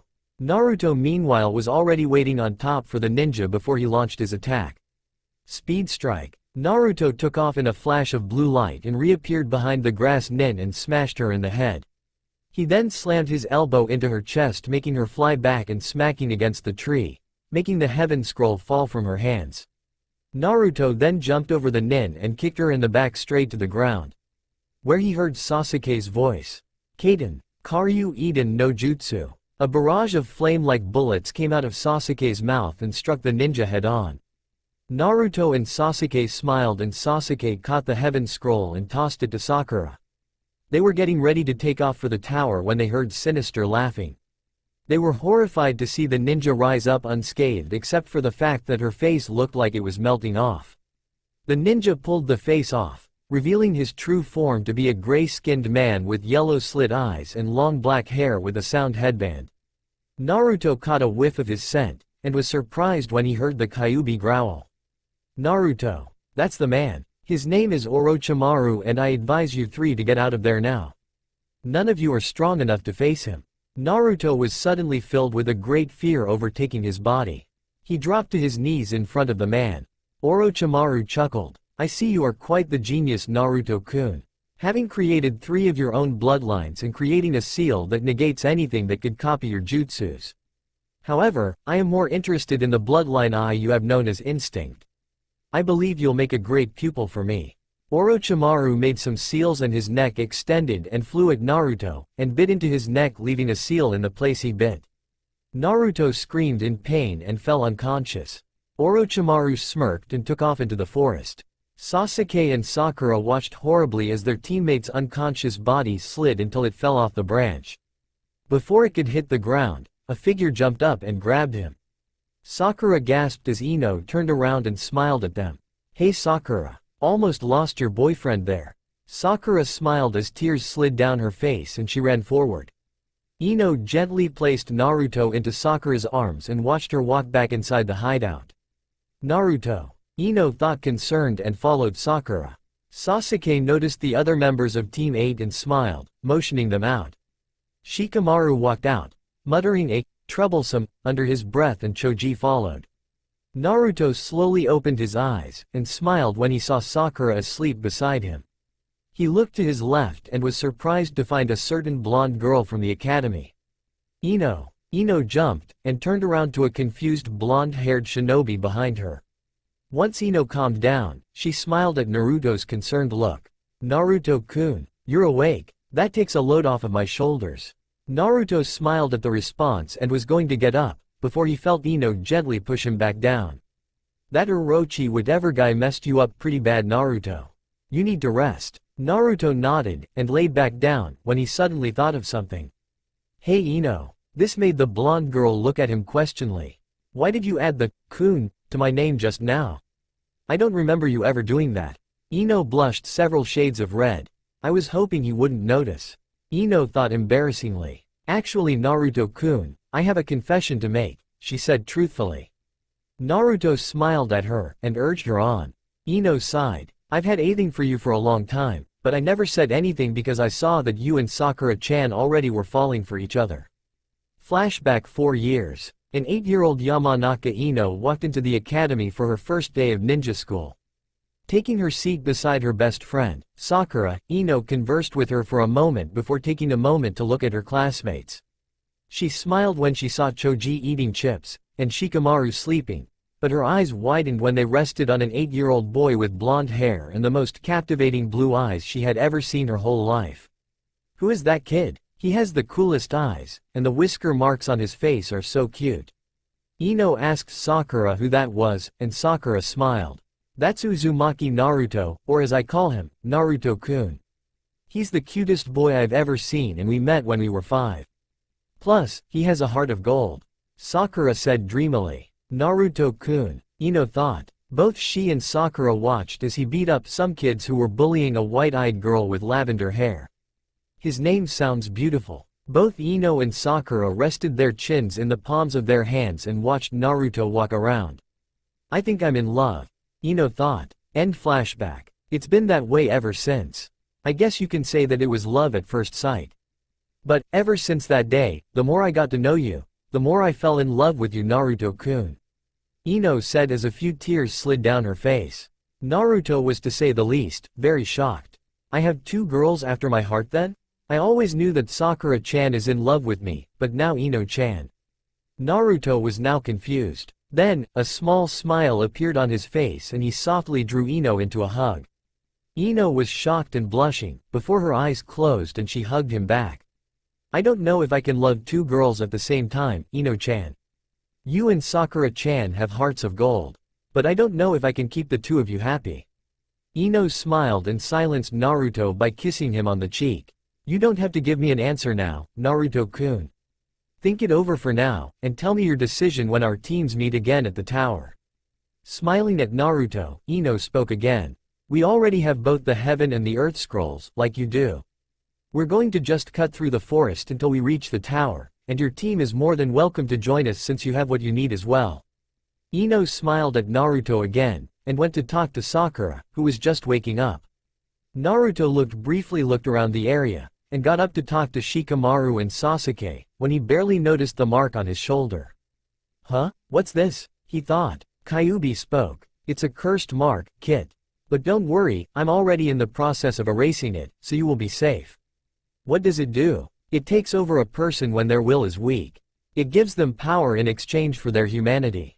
Orochimaru used it in hopes that you will go to the hidden sound to seek more power. But like I said, you don't need to worry, I know for a fact that your will shall never break, and you have people here who need you. The Nine Tails said. Naruto nodded. I can already feel the seal weakening, but you know what, Kyuubi? I'm gonna make things interesting. I'm gonna pretend that I do have the cursed mark, so I can find out what Orochimaru's plans are, and make his lackeys think I'll still go to him. The Kyuubi agreed, and Naruto caught up to the guys. Shikamaru was the first to see him. There you are, Naruto. I take it Ino already told you what the plan is.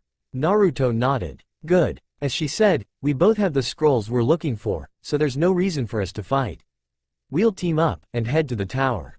Once there, we complete the second exam by walking inside with our scrolls, got it? Naruto nodded again. Shikamaru huffed. Great. We take off once Ino and Sakura get here. Exactly 5 seconds after he said that, the girls caught up, and teams 7 and 10 took off. 3 hours later, Naruto looked around the area they were currently in. We've been here before. Everyone nodded, and Choji spoke. I think we're in some kind of genjutsu designed to make us go in circles. You're right, Choji, Sasuke said. His Sharingan activated, and he looked around. When he noticed a path, and pointed at it. That way. The group took off again, not noticing the silver-haired glasses-wearing ninja watching them. Target sighted, Orochimaru-sama. Kabuto said, speaking to the person right behind him. Orochimaru smirked. Good. Are they headed for the tower? Kabuto nodded. Good. Send the sound team after them. I want to see how much my cursed seal affected Naruto-kun. Very good, Orochimaru-sama. Kabuto said, and left in search of the said team. 30 minutes later. I'm so tired, and hungry. Choji complained as he sat down at a tree to enjoy another bag of chips. Ino rolled her eyes at him, and sat by Naruto and Sakura. Shikamaru and Sasuke were going over which path they were going to take. Suddenly, Shikamaru's eyes saw something a few meters from where they were, and told everyone to hide themselves. A team with the sound symbol engraved on their forehead protectors arrived. One, who seemed to be the leader, was almost completely wrapped in bandages and had a device on one arm. Another had straight-up black hair that leaned to the side and had insane-looking eyes. Another, who seemed to be the only female member of the team, had long dark hair, and dressed in a gray outfit. The leader, Dosu, looked around. Strange. I thought they were here a minute ago. The crazy one, Zaku, laughed. You're nuts, Dosu. Of course they're here. They're just hiding from us. The female, Kin, scowled. Be quiet, Zaku. We have to be silent if we're going to find the Uzumaki. Zaku growled, but nodded. Thanks to a bunch of very big bushes, teams 7 and 10 hid from the 3, but were shocked to find that they were after Naruto. Sakura and Ino growled silently. I won't let them take Naruto-kun. They thought simultaneously, but hid otherwise. Shikamaru, Choji, and Sasuke were preparing to attack the 3 when they turned their attention to Naruto, who just cast the energy line. The energy line is a very useful technique. It doesn't use very much chakra, and is stronger than chakra strings, and you can make it as long as you want it, as well as the fact that it could connect to anything. Wood, rocks, metal, even human skin. Plus, it needed no hand signs at all. All you have to do to use it is thrust your index and middle finger out, which creates a small beam of light, and to retract it, you just have to jerk your hand back. Naruto silently launched the energy line, and managed to connect it to the sound ninja's feet. With a quick jerk and a cry of surprise from the sound team, the 2 Konoha teams jumped out of hiding. Naruto grinned. Gotcha. Zaku was furious. So you're the one our master is interested in. Dosu nodded while glaring at the blonde. You just caught us off guard, however, boy. Don't underestimate us. Suddenly, Dosu activated the device on his arm. Everyone was confused, before they dropped to the ground, covering their ears. The energy line retracted into Naruto's hand. Zaku smirked. Pointing his arms at the leaf genin, he shouted, Zankyora no Jutsu. Huge air blasts came out, and knocked the genin back. Naruto growled as he got back up. Kin took her turn and disappeared, only to reappear behind Sakura and pinned her down, holding a kunai to her neck. Naruto was just about to attack Zaku when he heard Sakura scream. Panicking, Naruto looked behind him and saw Kin holding Sakura by her hair and pointing a kunai at her neck. Naruto's eyes widened. Sakura-chan. He noticed that the others were shocked, and couldn't move. Great, now what? Wait, I got it. I bet you won't be able to hurt her, he said, glaring at her.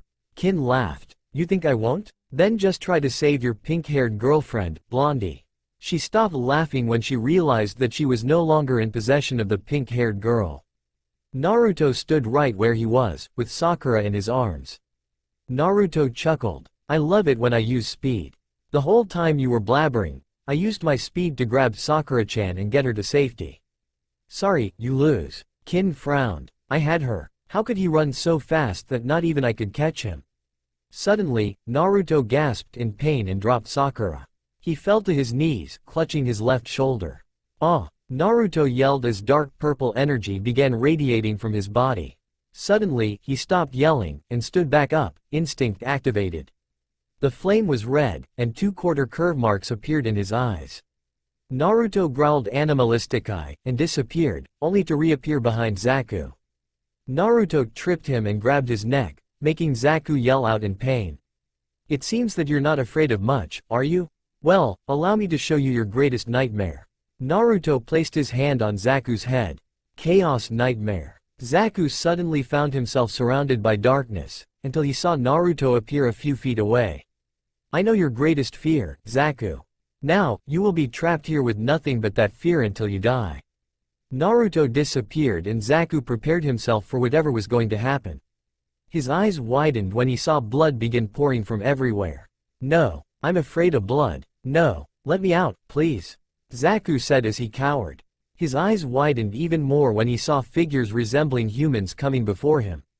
No, Zaku cried as he fell to his knees. I'd rather die than be trapped here. With that said, Zaku pulled out a kunai and committed suicide. Back in the real world, everyone except Naruto watched in horror as Zaku cried and screamed, I'd rather die than be trapped here, and killed himself. Naruto was busy making sure Sakura was okay until he heard Zaku say that, and watched Zaku take out the kunai and stab himself with it, before dropping to the ground, dead. Naruto sighed. I hate using that already. Sakura was as scared as the others, but knew that Naruto was only trying to protect his team. The other two sound genin were horrified, and ran off in fear that Naruto was used the same attack against them. What was that genjutsu, Naruto? Ino asked. Shikamaru, Choji, and Sasuke were silent but wanted to know too. Naruto sighed sadly. It's a technique I created just now thanks to my bloodline eye instinct. It's called the Chaos Nightmare and it's a genjutsu that brings out a person's greatest fear, and traps them in a world I created and all they see is that fear. It's a devastating attack, as you already saw, and was only accessed when I unlocked the second level of instinct. He saw that everyone was confused, and began to explain about his new bloodline. Instinct is a powerful dojutsu. There are 4 levels, and since I created it, I can tell what you get with each level unlocked. Everyone nodded, and Naruto continued. The first level is an upgrade to your speed and strength only. It triples those 2 attributes instantly. The second level unlocks the Chaos Nightmare and since I already told you guys about that, I don't have to explain again. The third levels gives you the ability to copy other bloodlines, and improves them. For example, if I see an Uchiha activate the Sharingan, and I'm using the third level, I can copy the Sharingan and improve it any way I please. The fourth level unlocks what I like to call the Chaos Mode. All of your attributes increase 2-fold. Strength, speed, stamina, intelligence, as well as your chakra level. You become almost like a being of light, and have the ability to perform 2 very strong ninjutsu. 1 light, and 1 dark. The light one is called Spirit Force and takes light chakra, and turns it into a ball, similar to the Yondaime's Rasengan, but is the improved form of it. You can use to obliterate the enemy by blowing them to pieces. It can make nearly half a forest disintegrate into nothing. The dark one, Shadow Blast, is like Spirit Force, but concentrates dark chakra into both of your hands, which you can fire a powerful beam of dark chakra. Everyone nodded, surprised that Naruto developed such a powerful bloodline. But for now, I'm only level 2, so I only have the upgrade and Chaos Nightmare. Oh, and each level propels you 5 seconds into the future, so when you activate the final level, you can see 20 seconds into the future. Everyone stared at Naruto in shock, and respected him even more. Shikamaru suddenly muttered a troublesome, and took off to the tower, having recovered from the shock quickly. The others followed him. 10 minutes later, the two teams smiled when they reached the door to the tower. Sasuke opened it, and they walked inside. Sakura suddenly grabbed Naruto and led him to a corner of the room they entered. He sat down beside her, curious as to what she was going to talk to him about. Ino noticed this, but stayed silent, and Naruto noticed a hopeful expression on her face. Sakura brought his attention back to her. Naruto-kun, the reason I brought you back here is because I want to ask you something. Sakura paused for a moment. Do you like Ino-chan? Naruto was surprised. Well, Sakura-chan, now that I think about it, since I first met you two, I've kinda had a thing for the both of you, and no matter what I did, I couldn't like you over her, or her over you.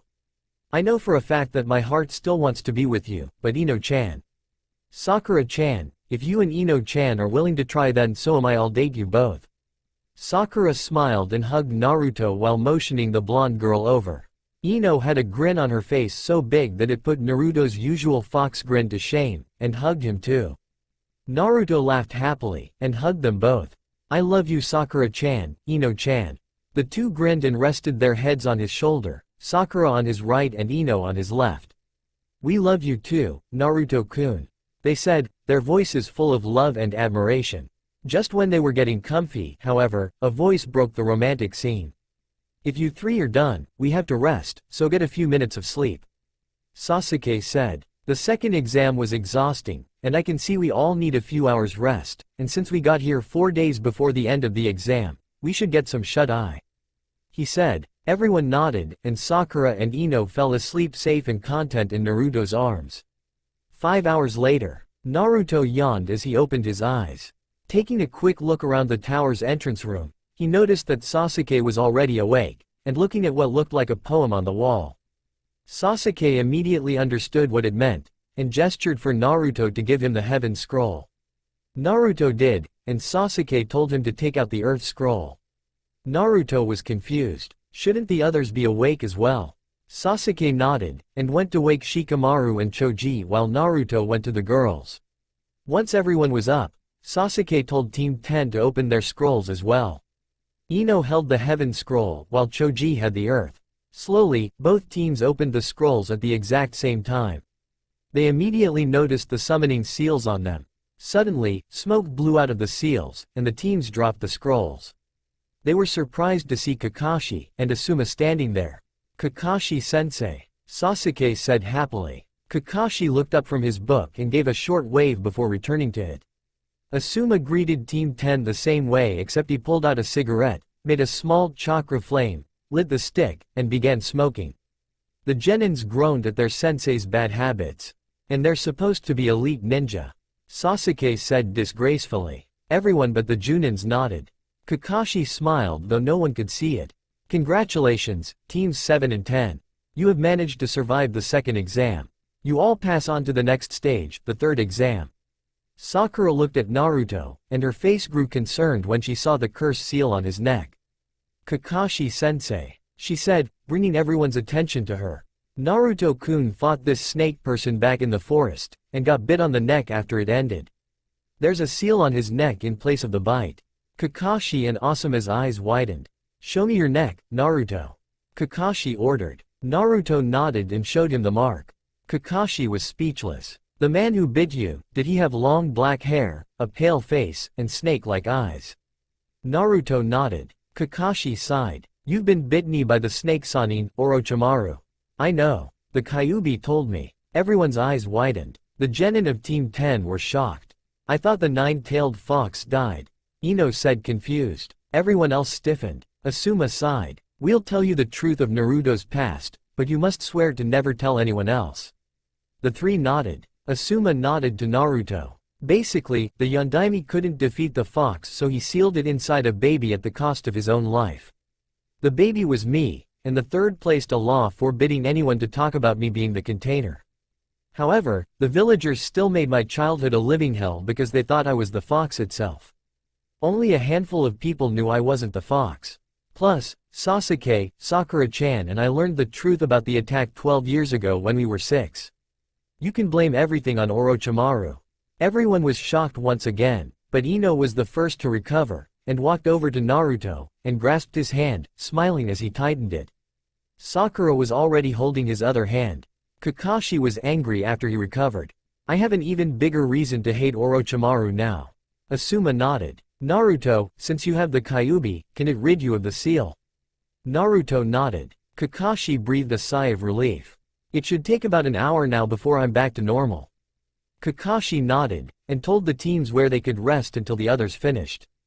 Ino and Sakura grabbed Naruto's hands and led him to one room, while Sasuke, Shikamaru, and Choji went in another, all three muttering about how lucky Naruto is. Naruto was caught a little off guard when the girls straighted dragging him, and looked around the room. He noticed a bed that was big enough for him, Sakura, and Ino to rest in. A little fridge was beside it, most likely containing some food and drinks. Hopefully milk, he thought. I could really use some right now.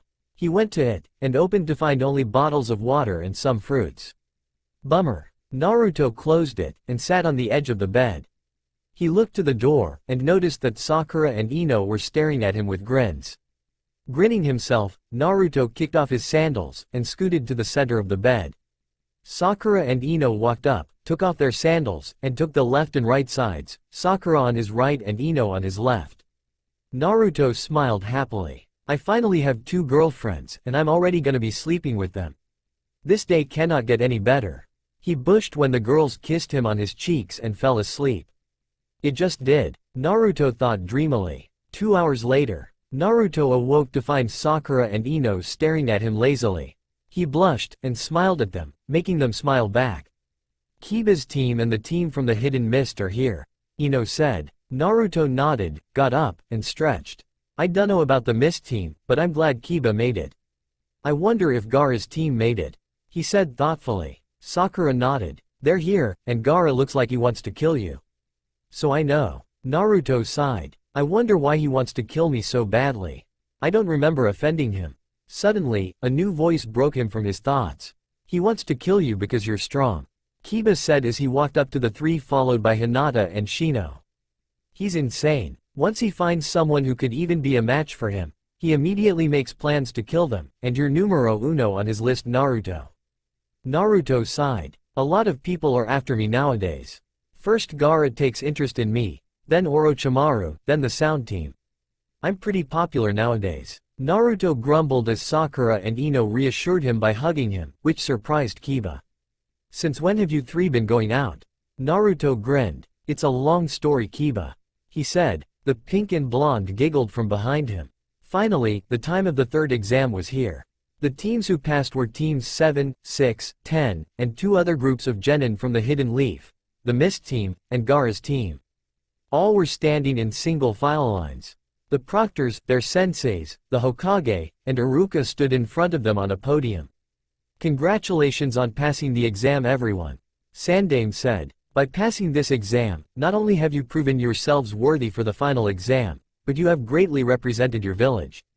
Who cares? Gaara said. What was the purpose for this exam? This exam was to test you to see if you could handle a mission even with yours lives on the line. Chunin always risked their lives when taking a mission. You faced the threat of death and prevailed. Now, let me explain the purpose of the 3rd exam. Suddenly a man appeared in front of everyone. He coughed before facing the leader. I am sorry, Hokage-sama, but there were too many who passed the 2nd exam. There must be a preliminary test to rid us of the weak. The Hokage nodded, and the man turned to the genins. My name is Hayate. As I have said, there will be a sub-test before the 3rd exam. Is there any who wish to leave? A silver-haired man with glasses with a leaf headband raised his hand. My name is Yakushi Kabuto, and I wish to leave. I've wasted too much of my chakra during the 2nd exam. Hayate nodded, and Kabuto walked to the door. Naruto secretly activated instinct and saw that Kabuto was red. Naruto narrowed his eyes. An enemy definitely. Probably a spy. I agree brother, Shadow said. Naruto deactivated his bloodline eye and turned back to Hayate. Anyone else with to leave? No one spoke. Hayate nodded. We will now begin the first match. The matches and who are fighting will be displayed here. Hayate said, pointing to a section of the room which went up to reveal a black screen. Suddenly, names began flashing before finally landing on. Sorry for the cliffhanger, but I want you Palpal to vote on who should be fighting who. I know I'm probably putting you people through a lot with these polls, but I want my readers to enjoy my story as much as I enjoy writing it, which is a lot. One thing though, Naruto is definitely going to fight Gaara, when I dunno. Gaara of the Desert and Hyuga Neji will fight the first match. Will everyone please clear the arena so the two can fight? Hayate said, and everyone walked to the upper area, leaving Neji and Gaara. Neji glared at the redhead. Your fate has been sealed. Consider your first defeat today, Neji said. Gaara simply stared at him. Hayate rose his hand in the air. Begin, Byakugan, Neji shouted, and the veins around his eyes bulged. He immediately saw all of Gaara's Tenketsu points and launched at him. He attempted to kick the sand nin, but a wall of sand blocked it. Neji growled. He attempted to kick him, but Gaara caught his leg, pulled him closer, turned around, and threw Neji at the wall behind him. Neji landed both feet on the wall and flipped forward. He closed his eyes and concentrated. Suddenly, he smirked. You are in my field of deviation, he said softly, and struck at Gaara with the BG inning of the gentle fist. 2 strikes, 4 strikes, 8 strikes, 16 strikes, 32 strikes, 64 strikes. Neji struck so furiously that he failed to notice that Gaara blocked all of them. Gaara smirked. Desert coffin. Immediately, sand encased around Neji and lifted him into the air. Give up, Gaara said evilly, or you will learn the hard way why you should never mess with me. Neji smirked, which surprised Gaara a little, and shouted, Heiken. A whirling dome of chakra managed to push back the sand, but it wouldn't disappear. Neji kept at it until it faded and he found that he had no more chakra. Neji growled. I surrender, he said ashamed. Gaara smirked, and let him go. Hayate rose his arm. Subaku no Gaara wins. The next match will begin shortly. The screen came on again, and it went through, skipping Gaara and Neji until it landed on. Will Haruno Sakura and Yamanaka Ino report to the arena for the second match? Hayate called. Both girls' eyes had a sad look before they got up, each glancing at Naruto, who was as sad as they were, and walked to the arena. Both stood facing each other as Hayate called for the match to start. Sakura and Ino were determined not to lose. After they exchanged a few attacks, Ino started talking. Never thought I'd have to fight my best friend. Sakura, if one of us wins this match, then the others regrets nothing, okay? Sakura nodded with a smile. Then I guess we fight at our best. Ino nodded before they charged once more, kunais in hand. Sakura blocked an uppercut from the blonde and kicked Ino in the stomach. Ino attempted to hit her head with the blunt of the kunai, but Sakura disappeared and reappeared and kicked her in the back of her head, and backflipped away from her opponent. Sakura forced chakra into her right hand and turned it into a fist and punched Ino, sending her smashing into the wall. Naruto winced. I know this is a match, but I hope they don't hurt each other too badly. Kyuubi laughed from inside. It seems as though Sakura-san already has this match as long as the blonde girl doesn't use her bloodline jutsu. Naruto nodded. Ino got up, gasping in pain and holding her arm. Man, she's strong. I have no choice but to use this now. Putting her hands in a seal with her ring and pinky fingers pointed out while the rest of her fingers were held together. Shintenshin no Jutsu. Her mind rocketed out of her body, and before Sakura knew what was happening, her mind was invaded. Ino grinned. Now I just surrender and I win. Suddenly she heard a snort from behind her. She turned around and came face to face with Sakura with the words, Inner Sakura, on her forehead. Inner Sakura smirked. I don't think so, Ino-chan. You may have been better than me at the academy, but I will beat you this time. Inner Sakura charged at Ino and pummeled her. Now get out of my head. She kicked Ino back into the real world. Ino collapsed on the ground, unconscious from the beating Inner Sakura gave her. Winner. Haruno Sakura, Hayate said. Shikamaru and Choji sulked while Naruto went down to help Ino. Naruto turned to face his girlfriend, and with a nod from Sakura he made a few seals. Touching his hands to her head he whispered, "Light style. Healing flash jutsu." All the wounds Ino received disappeared. She woke up and found Naruto and Sakura smiling at her. She smiled and hugged them both before she got up and followed them to the stands. "Congratulations Sakura-chan, Ino-chan. You two were great down there." The girls smiled and grabbed his hands and drug him until they were beside their teams, and sat down with him. Hayate coughed to get everyone's attention, and all eyes turned to the screen as it scrambled through names once more. Suddenly, it landed on two names. Will Tsubaka no Tamari and Uzumaki Naruto report to the arena for the third match? Hayate grinned and jumped down. Naruto, after assuring Sakura and Ino that he would be fine, jumped down as well. Hayate nodded at both of them. "Begin." Naruto immediately disappeared into thin air, which surprised everyone who wasn't a leaf shinobi. Tamari looked around with a nervous look on her face when she felt a presence behind her. She opened her fan to the first circle, and swung the fan at him.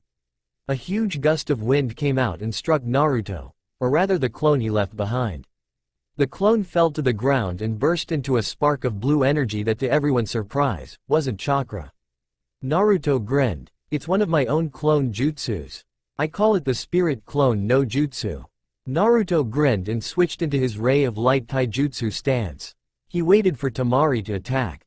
Tamari now knew she wouldn't win the match if she didn't use her full power, so she opened her fan to the third circle, and positioned it behind her.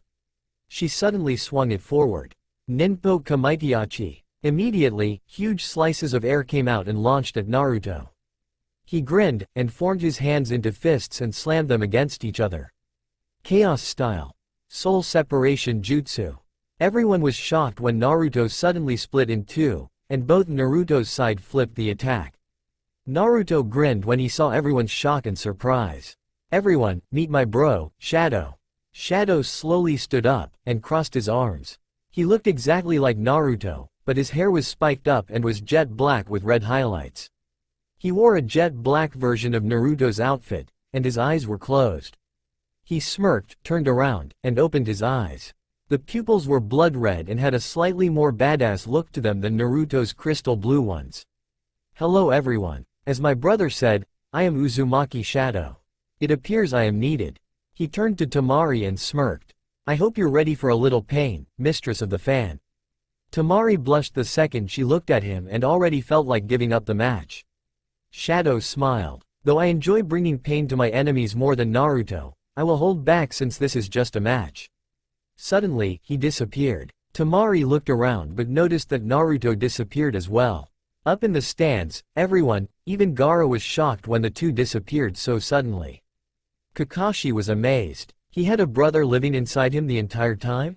Impossible. Sakura and Ino were cheering for Naruto, and Sasuke was smirking. Shadow almost sounds like me. I know that he is more powerful though. Sasuke thought of the many sparring sessions he could have with Shadow, and grinned. "I can't wait for you, Uzumaki Shadow." Everyone else was interested in what Shadow's abilities were, if he was like Naruto, or had his own style of fighting. Suddenly, everyone watched as Naruto appeared in front of Tamari and Shadow behind her. Both sped through their own hand seals and ended with their hands together with the index and middle fingers together while the others were fisted. Immediately, black chakra shot out of Shadow, and white out of Naruto. When the chakras split and circled around Tamari, they turned into a ring of silver chakra and stood there. Naruto and Shadow smirked. Chaos style. Chaos bind jutsu. The ring of silver chakra suddenly closed around Tamari, and lifted her into the air. Tamari winced as the chakra started burning her body. Shadow grinned. "You won't be able to escape this jutsu, Tamari-chan. The silver chakra, as you already know, can and will burn you alive, unless you surrender." Tamari struggled, but only made the bind tighten around her. She sighed in defeat. "I surrender." Naruto and Shadow grinned and snapped their fingers, making the chakra disappear. Naruto grinned at his bro. "Thanks Shadow." Shadow smiled at him before turning to Hayate. "I am no longer needed here, but it will be a while before Naruto and I can merge again, so I will be here for a while. Hope it doesn't break any rules." Hayate slowly shook his head and motioned Shadow to follow Naruto up the steps. Shadow smiled and ran after the blonde. When they got back, Sakura and Ino jumped Naruto and gave him a big hug, making Shadow chuckle. Sakura and Ino managed to knock Naruto down, and now both sat on his chest, Sakura taking the right and Ino the left. Sakura smiled down at her boyfriend. "You were great out there, Naruto-kun. You and Shadow were very powerful." Ino nodded happily, making Naruto blush from the attention. He scratched his head. "I aim to please. And so does he," Naruto said, grinning and pointing at his brother. Shadow smirked at them and sat down, waiting for the next match. Sakura and Ino gave Naruto one last kiss on the cheeks and got off. Naruto got up and sat against the wall, and both girls grabbed his hands and sat down beside him. Kakashi looked at his two students plus one, and grinned under his mask when he saw Naruto was smiling brightly with a small blush on his cheeks. Sasuke looked at the three and shook his head and turned his attention to Hayate to hear the next matchup. Hayate spoke when the screen stopped. "Will Uchiha Sasuke and Inuzuka Kiba come down for the fourth match?" Sasuke smirked, and jumped off the balcony and took his spot while Kiba, with Akamaru on his head, jumped down as well. Sasuke smirked more when he watched Kiba glare at him. Hayate gave the signal, and Kiba attacked the Uchiha. Sasuke activated his Sharingan and jumped back out of harm's way. Kiba growled. With Akamaru on his head, he made a few hand seals and yelled out, "Jujin Bunshin no Jutsu." Kiba suddenly became a beast and Akamaru transformed into an exact replica of him. Kiba and his double ran at Sasuke and made more seals. Gatsuga. Both Kibas turned into gray tornadoes and launched at Sasuke. Sasuke immediately brought his hands into the rat seal for a sec, and then he bent down and formed a line of chakra. Chakra barrier. Suddenly, when Kiba and Akamaru were coming together for a double hit, Sasuke pulled a wall of chakra out of the ground. Kiba and Akamaru smashed into it, and fell out of their jutsu. Sasuke took the opportunity and cast a jutsu he learned during Naruto's fight with Lee. Running at the dog user at high speed, Sasuke went underneath and kicked Kiba into the air. Suddenly, Sasuke kicked Kiba in his side, before turning him over and punching him in the face. Sasuke then kicked Kiba at his other side, and then flipped him upside down and kicked him in the chest, sending Kiba falling to the ground. When Kiba smashed into the floor, Sasuke finished with a final kick on the chest. Shishi Renden. Sasuke yelled as Kiba fell unconscious. Hayate checked him, before nodding at Sasuke. Uchiha Sasuke wins. Everyone cheered for the Uchiha as he walked back up the steps to his team. He smirked at Naruto, Sakura and Ino before crossing his arms, and leaning against the wall. Kakashi smiled at him while Naruto gave him a thumbs up. Sasuke returned the gesture with a grin and began waiting for the next match. The screen came on again and scrambled through names until it stopped. The fifth match is between Tsubaka no Kankuro and Nagata Shine. Kankuro smirked and jumped down with his doll, while one of the mist nin jumped down as well. Shine was a well-built genin with short brown hair and black eyes.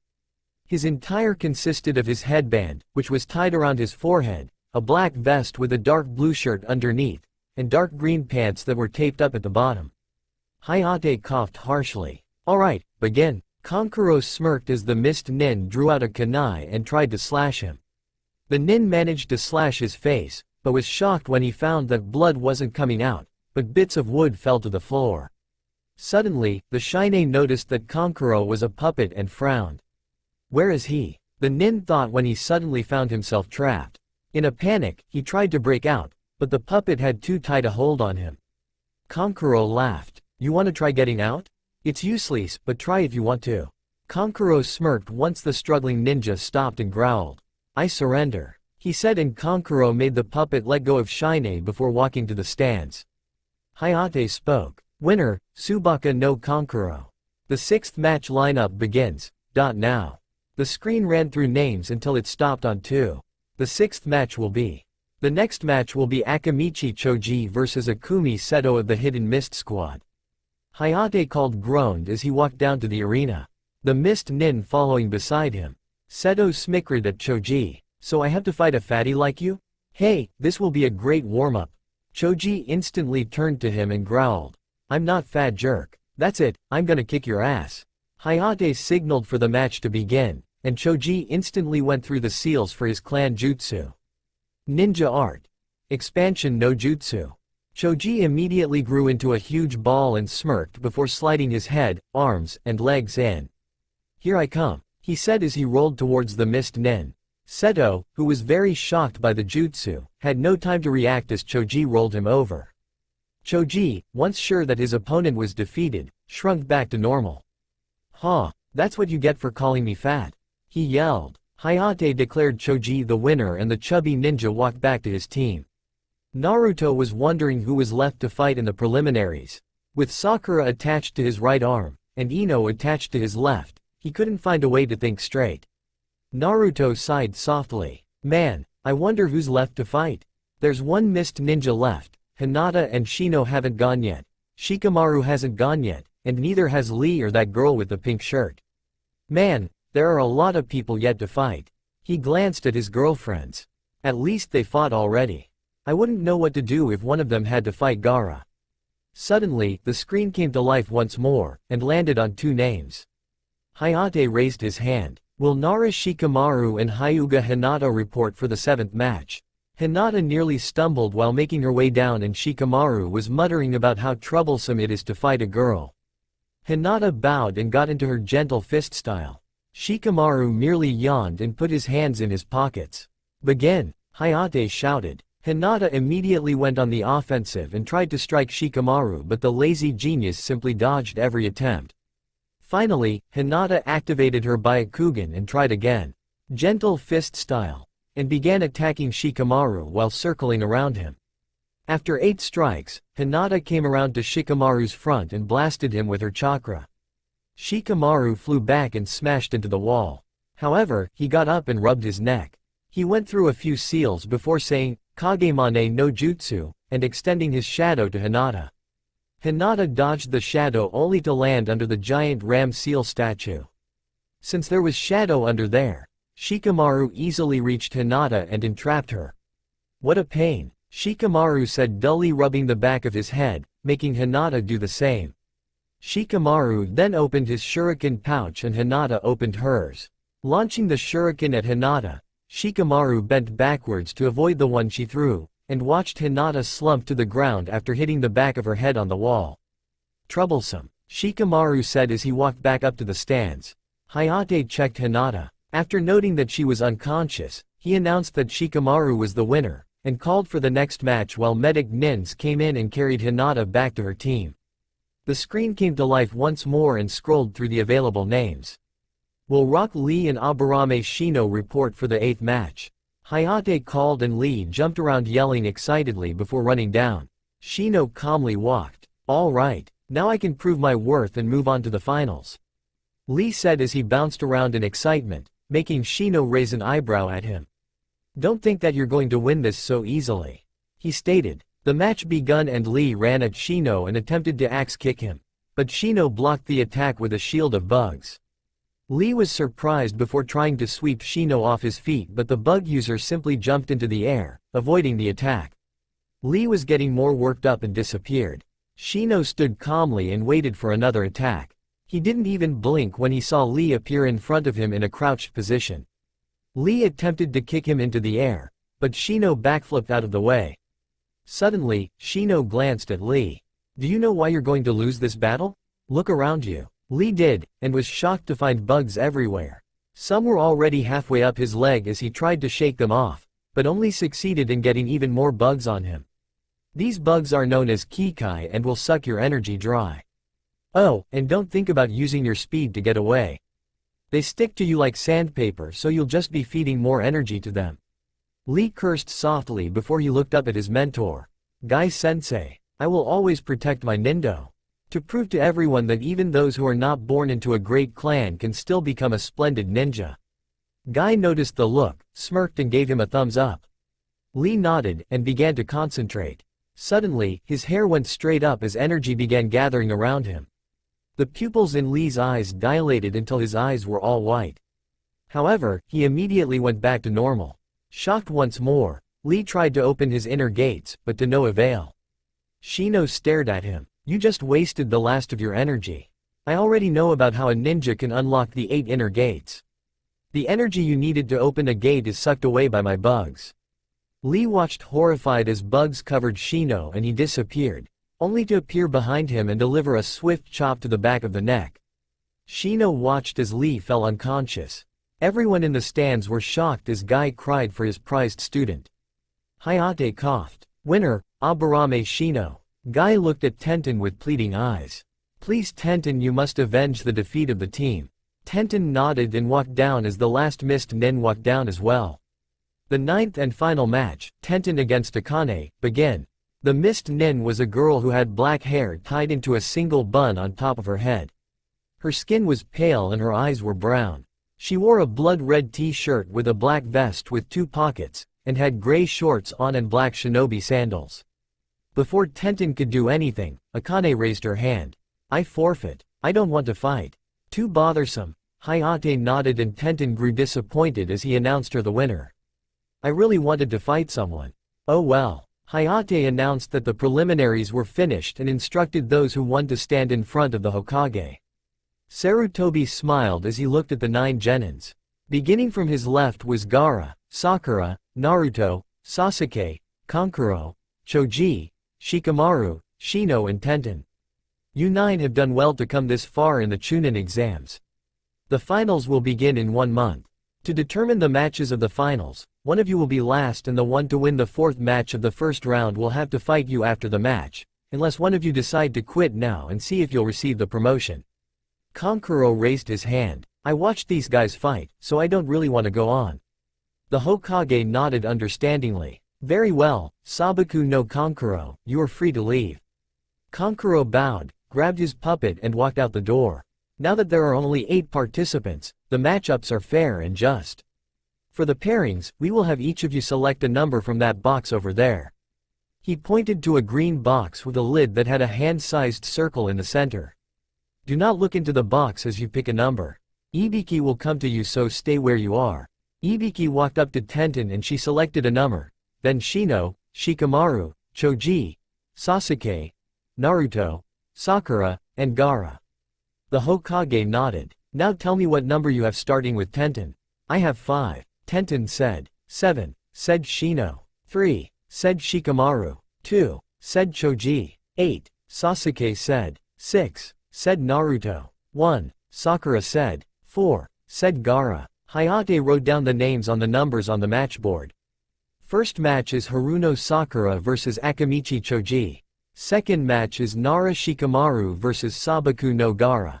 Third match is Tenten vs Uzumaki Naruto. The fourth match is Aburame Shino vs Uchiha Sasuke. Hayate explained. Everyone nodded as Choji glanced at Gaara, then his best friend. Shikamaru sighed and put his hands behind his head. Choji silently hoped that Shikamaru wouldn't bother with the match and quit before Gaara could really hurt him. Naruto stared at Gaara. If Sakura-chan wins against Choji, and Gaara wins against Shikamaru, then she will be in danger. I have to help her train before the finals. Sakura noticed his stare, and smiled at him comfortingly as if to tell him that she would be alright. She gently grabbed his hand and held onto it. Sasuke noticed, and smirked slightly, but that smirk quickly died when the next thought came to mind. Sakura will have no problem against Choji and Shikamaru isn't strong enough to face Gaara. Realization hit him, and the next thought horrified him. She could very well die. No. Gaara knows it's not allowed to kill an opponent. But, Okami Sakura, you have one hell of a match once the second round is up. Sasuke promised himself to help her train, just like Naruto. The Hokage spoke again. As I said before, you have exactly 1 month to train because everyone here now knows your techniques. The finals won't be easy. Dismissed. The 8 genin bowed and walked out the door where everyone else was waiting. Ino ran to Naruto and Sakura. So, who do you guys have to write? Naruto smiled weakly. I'm against Tenten. Ino nodded. I'm facing Choji. Sakura said. Ino laughed. He's easy so long as you don't call him FAT. Sakura giggled. Naruto smiled, grabbed their hands and waited for Sasuke. The Uchiha caught up with them and the 4 walked out of the building into the streets of Konoha. During the walk, Sasuke noticed everyone glaring at Naruto and heard some whisper to each other. I feel bad for those two. They were probably forced to be with that demon. I bet you I would make those girls happier than the demon can. A guy whispered to his friend, who nodded eagerly. Sasuke growled, clenched his fists and walked up to them, surprising his three companions. Sasuke glared at both boys and activated his Sharingan. Lifting the two by the fronts of their shirts, Sasuke's bloodline eye bore into their minds. Don't you ever say that about my friends. Sakura and Ino are perfectly happy being with Naruto, and I know they would never go out with freaks like you two. The two sweated nervously. If you ever say anything like what you just said, then I will not hesitate to see to it that you two get punished. Am I clear? Both guys nodded nervously. Sasuke dropped the two, and they ran off.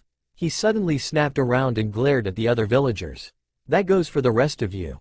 One peep, and you'll be waking up 2 months later in intensive care. Got it. Everyone nodded, afraid of the young Uchiha, and went about their business. Sasuke deactivated the Sharingan and walked back to Naruto and the others. Thanks Sasuke, Naruto said. Sasuke grunted and nodded as he crossed his arms. Ino was confused. Naruto-kun, why do the villagers call you a demon? I remember you pranking people a few times in the past, but I know it's not fair for them to call you a demon. Naruto sighed. We'll talk at my apartment. But first, I seriously need some ramen. The four stopped by Ichiraku's and Naruto ordered 3 supersized bowls of miso while Sakura and Ino had a small chicken and Sasuke got a medium bowl of shrimp. For drinks, the four ordered large glasses of milk. As Naruto was already on his 3rd bowl, everyone else had finished, and was watching him eat. Sasuke snorted. Stop eating so fast Naruto, or you'll seriously regret it. Naruto slowed down and finished the bowl. Everyone paid their share and left for Naruto's apartment. Once everyone was inside, Naruto closed and locked the door and sat on his couch between his 2 girlfriends. He nodded to Sakura and Sasuke, and after getting nods back, began the story of his past. 15 minutes passed and Ino was hugging Naruto as tears ran down her face. I can't believe you had to go through a past like that, and just because you had a demon cell it inside you who later turned out to be a good guy. I can't believe those idiotic villagers for treating you the way they did. Sakura had her arms around both of them as Naruto slowly rubbed Ino's back. Once the blonde was done crying, she fell asleep in her lover's arms. Sasuke yawned. I like the way she thinks. We could all use a few hours sleep. Sakura, Naruto and I will start training you after a few hours rest. You need to be ready for anything, especially if you have to face Gaara. Sakura nodded as Naruto gently picked up Ino's body and carried her to his room. Sakura followed shortly after. Sasuke decided to sleep on the couch. Morning came, and Ino decided to help her teammates train for the exams. Kissing her boyfriend on the cheek, she hugged him and ran off. Naruto smiled brightly and felt Sakura's arms around him. So what are we gonna do today, Naruto-kun? Naruto smiled and kissed the top of her head. Sasuke spoke for him. We're going to help you train for the finals. There is a great chance you might have to fight Gaara, so you need to be for now. We do the same thing we do every morning, we wait for Kakashi-sensei. Sakura nodded and Team 7 walked off to their training grounds. 3 hours passed and Kakashi came. Yo, he said in his usual dull and lazy voice. The genins simply glared at him. Anyways, the month will be for training and I decided to train Sasuke. Before Naruto of Sakura could protest, Kakashi raised his hand. Naruto and Sakura, you two will be trained by the Toad Sannin Jiraiya. The second he said this, everyone grew confused when they heard a humongous female scream and raced off to see what had happened. They got to where the scream came from only to find it was a bathhouse and there was a man with long white hair with a large scroll on his back and a red handprint on his face and stuck to the wall with blood running down his nose. Kakashi laughed sheepishly. This is Jiraiya and he is a pervert. That's super pervert to you, Kakashi. Jiraiya yelled as he got up. Now where are the 2 genins you said I had to train? He looked at Naruto and his eyes bulged when he looked at Sakura. Wow. You are a very pretty lady. Naruto and Sakura glared when they saw which part of her body he was looking at. Pervert, they both shouted. Jiraiya laughed. I also heard from Kakashi that the blonde here has 2 girlfriends. Naruto blushed and Sakura couldn't help but giggle at him. I can't wait to meet this Yamanaka Ino since I heard she's hot for a 12-year-old. The two glared at him once more. Anyways, you two follow me. I'm taking you to a place where we will train for the next month. You two are going to learn some very important techniques. Naruto and Sakura followed Jiraiya as Kakashi and Sasuke stayed behind. Sasuke looked at his sensei. I assume you're training me because we both have the Sharingan. Kakashi nodded. Sasuke smirked. Well, so much for helping Sakura, but she has a sensei like Naruto now, so he should help her out a lot. I just hope Gaara doesn't kill her. He thought as he followed Kakashi back to the training grounds. Meanwhile, Naruto and Sakura followed the perverted Sannin to an area that had a small river and a waterfall. The ground was covered with smooth white stones. Plus, they were surrounded by forests so no one could see them train. Okay, before I teach you two anything, I need to know how much you know about your clan Naruto. Naruto thought for a moment. Not much. I heard they are very fast. Jiraiya nodded. Then I'll tell you all you need to know about your clan right now, and since Sakura is your girlfriend, there are a few things she needs to know as well. Both nodded, and the three sat down. First off, how long have you three started this relationship? Naruto and Sakura looked at each other. A few days ago, Sakura said. Jiraiya nodded. Well, there is one thing the Uzumakis do that makes them different from other clans in terms of love. They mark their lovers. Naruto, you're falling in love with Ino, and Sakura is not an uncommon thing in the Uzumaki clan. An Uzumaki can love two people at once and not favor one over the other. But to really make them theirs, the Uzumaki bites their lover between the neck and shoulder area. If that person is meant to be with that Uzumaki, they will automatically bite that Uzumaki in the same area, thus creating a bond in which the two can read each other's minds, talk to each other, wipe their minds, etc. If there are two people, then the Uzumaki will have a bite mark on both areas of their body and the mates will have a mark on their shoulder each. Naruto and Sakura and surprised at this. So defined if Sakura-chan, Ino-chan and I were meant to be, I just bite them on the neck. Jiraiya grinned. Correct. Plus, if others start to flirt with the Uzumaki's lover, the bite mark will actually start glowing and alert the Uzumaki and vice versa. Naruto and Sakura nodded. Now the next thing about the Uzumaki clan is their speed. Naruto, you are correct in thinking they are fast. Plus, you won't believe this, due to this fact, it's been easy to find that the Yonadem Hokage is an Uzumaki, if not the head of it, so it's very possible that you are his son. Naruto and Sakura were deeply surprised, but continued to listen to their new sensei. Jiraiya continued. Another thing about the Uzumaki clan is the fact that they have a level of intelligence that could rival the Naras. This supports the fact that Uzumakis can easily create new and powerful jutsus or techniques. I knew all of this, but I was deeply astonished when I found out that what makes different from the rest of you clan is the fact that you hold the light and dark chakra. It's been said that only a child as innocent as a flower can achieve these chakras, so I was surprised to find that at the tender age of 7 that you, Naruto, had learned the seals necessary to gain these powers. Naruto grinned happily as Sakura lovingly admired her boyfriend. That is all ink now of the Uzumaki clan, Naruto. That and the location of the land where the Uzumakis were said to live. I can't give you that info right now though, so let's begin your training. The three stood up, and Jiraiya spoke once more. How much chakra control do you two have? Sakura smiled. We know tree climbing. Jiraiya nodded. Good, then I'll teach you the art of chakra control on water. Jiraiya brought his hands into the ram seal for a few seconds before walking towards the river. He easily walked to the whittle while on the water. This is similar to tree climbing but harder because you're practicing it on a surface that moves constantly. Naruto and Sakura nodded and brought their hands into the ram seal and concentrated. Once they were ready, they both tentatively stepped onto the water. They got 2 steps in before Naruto fell in while Sakura walked and stood by Jiraiya. He smiled. Pretty and skilled in chakra control, huh? Okay then, run around on the river using your chakra. Sakura started running around Tei River surface. Naruto got it on his second try and was instructed to do the same thing Sakura was doing. Jiraiya smirked. Those two already show great potential, Naruto especially. Maybe Kakashi was right that I should train them. After a while of water running, Naruto and Sakura were standing in front of Jiraiya waiting for his next order.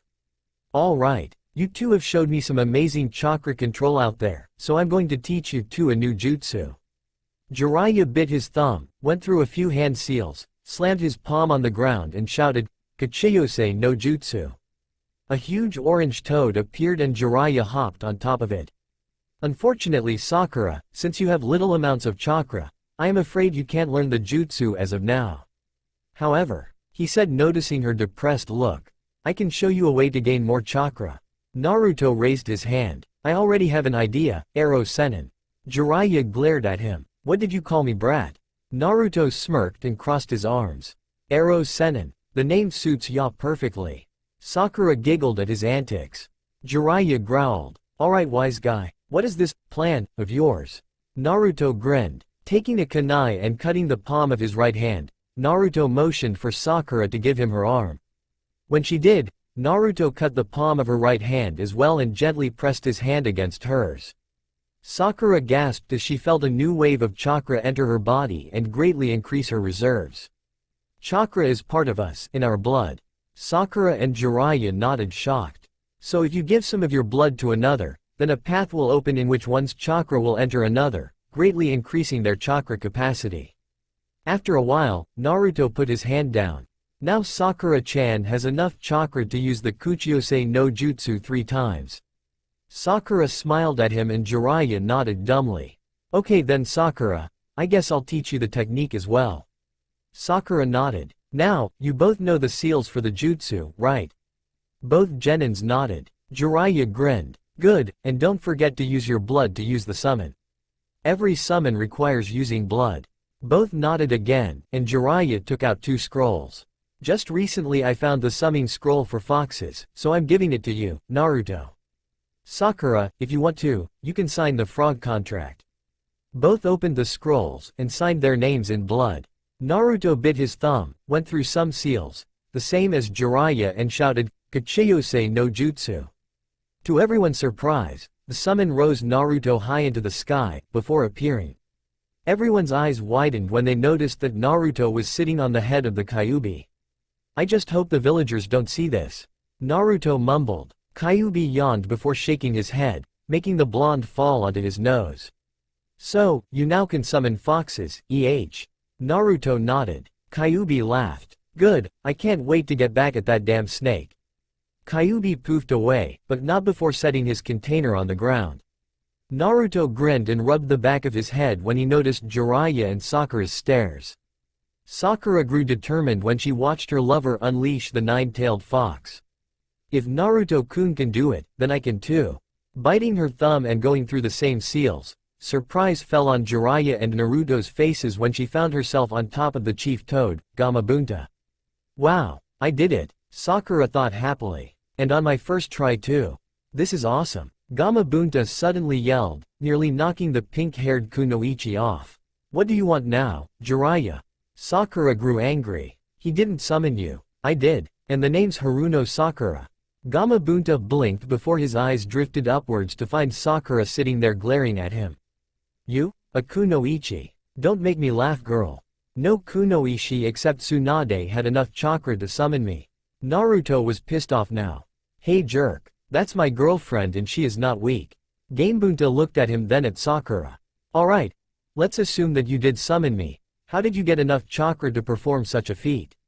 Sakura blushed. Naruto-kun gave me enough of his chakra to use the Kuchiyose no Jutsu 3 times. Gamabunta smirked. I see. Very well then. I acknowledge you as a summoner of my clan. Sakura couldn't keep the grin off of her face. Gamabunta picked her up with his tongue and set her down next to Naruto. To see you two in a relationship like that. Amazing for kids your age. Gamabunta disappeared. Jiraiya clapped his hands at the two. You two have really done well. Now go home and get some sleep. We have a long month ahead of us, so you two need to be up early. Naruto and Sakura bowed to the new sensei before walking back into town holding hands. Along the way, Ino caught up with them and occupied Naruto's other reached Naruto's apartment and walked inside to get a good night's sleep. 1 month later, the month passed and the citizens of Konoha as well as people out of the Konoha tree. Those who lost at the preliminaries sat in the stands with their families to watch the 8 finalists face off. The Hokage as well as the case cage took their places at the cage box. When everyone filled in and guided down, a Junin with a senbon in his mouth appeared in the center of the stadium. My name is Genma. Unfortunately, the proctor for this exam is in critical condition at the hospital, so I'm taking his place. We will begin the first match of the finals. Haruno Sakura and Akamichi Choji report for the first match. Sakura walked down to the field followed by Choji. Everyone readied themselves for the fight, including the finalists in the waiting area. No sooner than Genma said to begin, Sakura disappeared from sight. Choji looked around for her before he was kicked in the face and sent to the ground.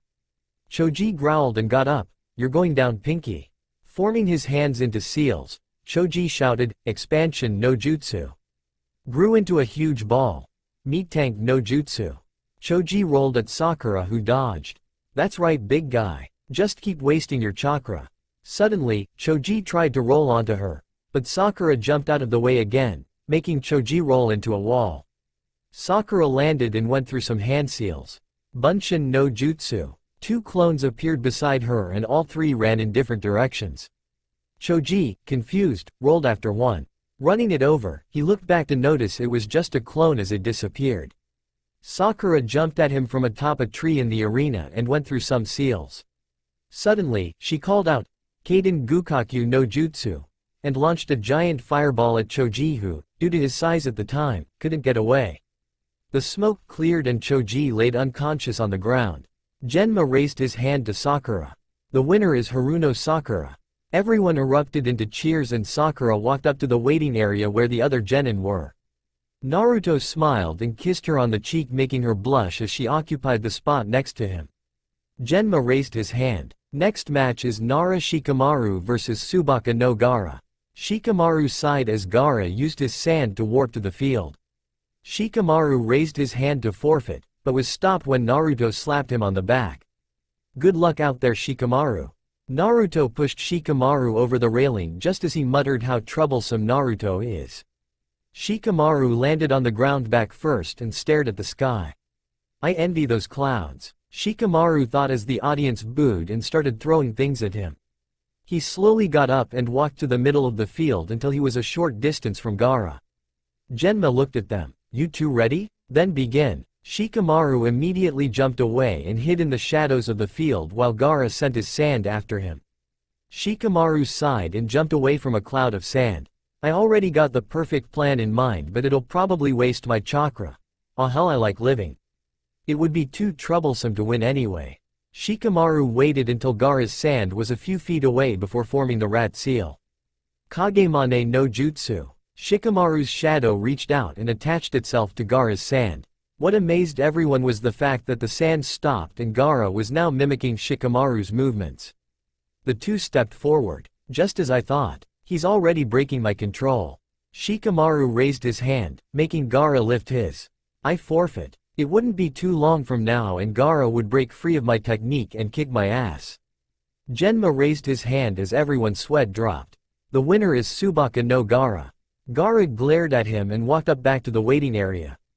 As he walked by Sakura and Naruto, he whispered to them, "I will kill you both, so be ready." Gaara flashed them with a small amount of killer intent and walked to the spot he was at before. Naruto glared at him. "Jerk." Genma called for him, so his train of thought was interrupted as he walked down to the field with Tenten. When he looked over at her, he noticed that she was staring at him. Confused, Naruto stared back. "What's with you?" Tenten came to her senses and walked to the other side of Genma. Genma raised his hand and the third match began. Tenten immediately jumped back and drew two kunai and launched them at Naruto, who simply got his kunai and blocked them. Naruto ran and kicked Tenten in the head. Barely able to block the attack, Tenten skidded a few feet and stopped. This time she reached into her weapons pouch and drew two scrolls.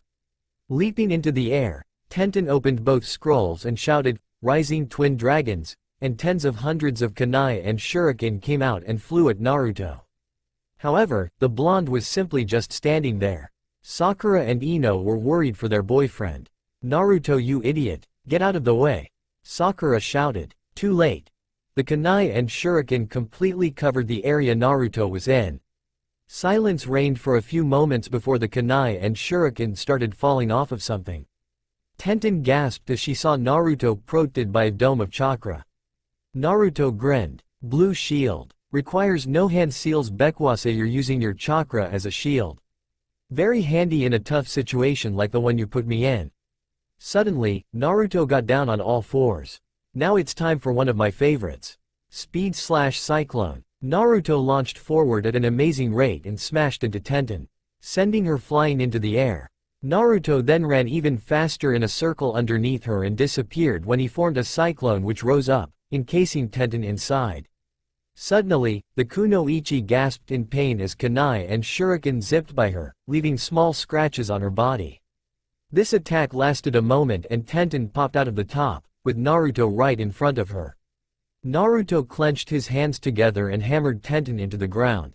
Landing in front of her, Naruto slowly got up and nodded to Genma. After checking and finding that she was merely unconscious, Genma rose his hand. Uzumaki Naruto wins the third round. And to Naruto's surprise, everyone began applauding for him. Smiling bashfully, Naruto rubbed his head and looked around. He noticed Ino giving him a smile and also the pride in her eyes. Naruto chuckled nervously and walked back to the waiting area, where Sakura gave him a hug and a kiss on the cheek, making him blush even harder. I'm really lucky to have two girls that care for me, Naruto thought happily. He smirked when he felt Sasuke pat him on the back. Nice. You really surprised us with that attack. I didn't feel you using any chakra at all. Naruto nodded. That's cause there's no chakra involved in that one. It's all speed. Sasuke nodded and walked down to the field as Genma called him and Shino for the final match. Up in the cage area, the cage was very surprised. So he's the last of the Uzumaki. Sandame nodded. His clan died years ago and his father and mother died when he was born. The cage stared at Naruto with a gleam in his eyes. Excellent, he thought with a smirk. Down in the arena, Genma raised his hand, and the fourth match began. Immediately Sasuke ran at Shino, jumped and aimed a kick at his head. However, a shield of bugs came up, blocking the attack. Sasuke backflipped away when he saw Shino send more bugs to attack him. As the swarm flew at him, Sasuke went through the seals for one of his favorite jutsu. Kaden. Gukaku no Jutsu. A large fireball flew from his mouth and hit the swarm, sending them into small flames. Activating his Sharingan, Sasuke looked around. Since those bugs Shino uses have chakra, my Sharingan should be able to see them. As expected, Sasuke saw the bugs circling around him. He then ran toward the swarm closest to Shino and then jumped over them and landed a right hook on the bug user's jaw. Shino fell to the ground but hand springed back to standing. Sasuke prepared another fire jutsu when he noticed that his chakra was fading. He snapped his eyes to his side, where he saw Kikai bugs sucking away his chakra. Growling slightly, Sasuke brushed them off. He's smarter than I thought. I have to keep watch where his Kikai bugs are now. He then tried a more powerful fire jutsu. Kaden. Karyu Enden. A beam of fire erupted from his mouth and engulfed Shino. When the attack was done, there were more burned bugs on the ground. Sasuke could tell that Shino was surprised. Unbeknownst to the young Uchiha, in the eastern stand sat the Uchiha clan, with Uchiha Fugaku, Makoto, and Itachi at the head seats. Fugaku stared at his second son with pride. He already mastered most of our clan's fire jutsus, much like Itachi did at his age. But then again, he is my son. Itachi smirked down at the two fighters. The Aburame clan's bugs aren't immune to fire, so we Uchiha have an advantage over them. Oh well, it won't really matter if Sasuke wins or not. He's already proven to be a strong Uchiha like the rest of his family. Shino stared at the burnt bugs and sighed. I don't know anything that can protect my bugs from the Uchiha's fire attacks. I may have to forfeit this one. Sasuke, with Sharingan activated, suddenly appeared in front of him and kicked him into the air. Sasuke immediately jumped after him. You are very strong when you use your bugs, so how about I end this now? Sasuke immediately began attacking Shino by punching and kicking him. When they both neared the ground, Sasuke pressed a hard kick into Shino's side, sending him smacking into the ground a few feet away. Sasuke smirked and cancelled his bloodline as Genma, after checking Shino, announced he was unconscious.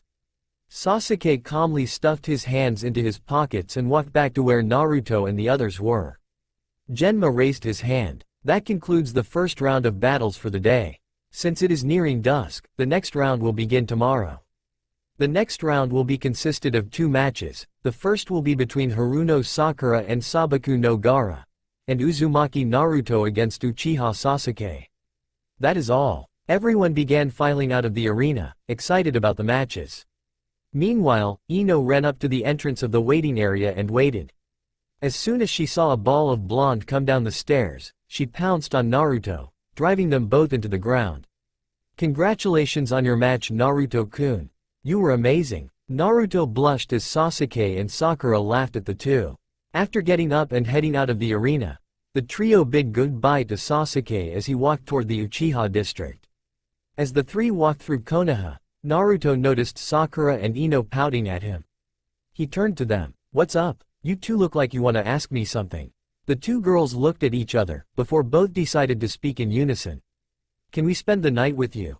Naruto, out of surprise, stumbled and fell face first into the ground.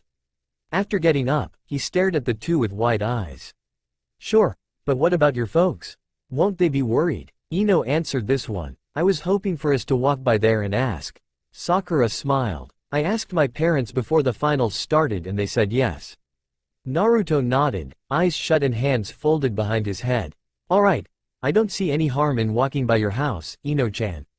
Ino smiled excitedly and ran off in the direction of her family's flower shop, Naruto and Sakura right behind her. 3 minutes later and the trio arrived to see Ino's parents just unlocking the door. Ino smiled at them. "I'll be right back," and ran to them. While Ino was gone, Naruto thought, "Should I tell them? Hopefully, it won't hurt. Hey Sakura-chan." Sakura turned to him and nodded slightly. "I got something to tell you and Ino-chan when we get to my house, that okay?" Sakura smiled and nodded before grabbing his hand. They both watched as Ino came walking back with a huge smile on her face. "Not only did they say I could spend the night, but they also said I could stay with you until the finals are over." Naruto beamed at her. "That's great. Wow, 2 nights, and tonight's the second in a row." Alright, the three walked to Naruto's house, which was only a few meters west of Ino's. Naruto unlocked the door, and the three stepped inside. Then they sat down on Naruto's couch and enjoyed a few peaceful moments of silence. "I want to tell you two a secret Ero Sennin and I were talking about today. It's a trait my clan has and it will really affect our relationship." Naruto noticed that the two had now given him their attention. "Okay, this is what we talked about." 3 minutes later, Sakura and Ino stared at Naruto, eyes wide and mouths wide open. Sakura recovered and spoke. "This helps us with what now?" Naruto chuckled. "Ero Sennin told me that by marking the both of you, it's supposed to give other guys a sign that you two are already taken by me and it works and vice versa. If anyone were to avoid the mark and attempt to score one of us, the mark will glow with the chakra of the Uzumaki who made the mark and vice versa." Ino recovered after this. "It breaks the attempts of anyone who would try to woo us." Naruto nodded in confirmation. Sakura smiled. "I say let's do it. If it means I get to be with you Naruto-kun then I'm willing to give it a shot." Ino agreed. Naruto smiled. "You two have no idea how happy that makes me. Well, to start off, I'm going to do this." Naruto bit his thumb and made the hand seals for the Bunshin no Jutsu. Blood Clone no Jutsu. A perfect clone appeared next to Naruto. Naruto then used a thin line of chakra and attached it to the clone. "Now whatever happens to the clone, happens to me since he is exactly like me in every way. One of you will mark me, and the other will mark my clone. Afterwards, I'll cancel the clone and I'll have 2 marks on my neck while you two will have 1 each." Smiling, the clone grabbed Sakura and kissed her. He picked her up and headed to the bedroom, leaving the original Naruto with Ino, who jumped on him with a grin and began kissing him as well. The kissing lasted for a few minutes before both Narutos slowly kissed their way to their companions' necks on the right side. Once at the area between shoulder and neck, both Narutos licked the skin and then bit into it. The pain lasted only a second to Sakura and Ino as a small drop of blood came out. Naruto and his clone licked the blood off, and kissed the tender area. Slowly, a light blue glow appeared on both girls' necks, comforting the two kunoichis. Now, it was their turn as Sakura kissed the right side of clone Naruto's neck and Ino kissed the left side of Naruto's neck and after licking the skin, bit into it. Once again, a drop of blood came out and both kunoichis licked it up. Both girls sat back to see their handiwork when they noticed two marks, one on each side of his neck. A light purplish glow on his left and a soft pink on his right. Naruto smiled, and picked Ino up and walked into his bedroom. Setting the beautiful blonde on his bed, he cancelled the clone and crawled into the spot between Sakura and Ino. Both girls slid over and rested their heads on his shoulders before all three fell asleep. Meanwhile, outside of Naruto's apartment, a figure with long white hair giggled pervertedly while writing in a notebook. "Thanks for the great info, Naruto," Jiraiya said before taking off to the nearest bathhouse. For you Sasuke fans, this chapter begins with his point of view.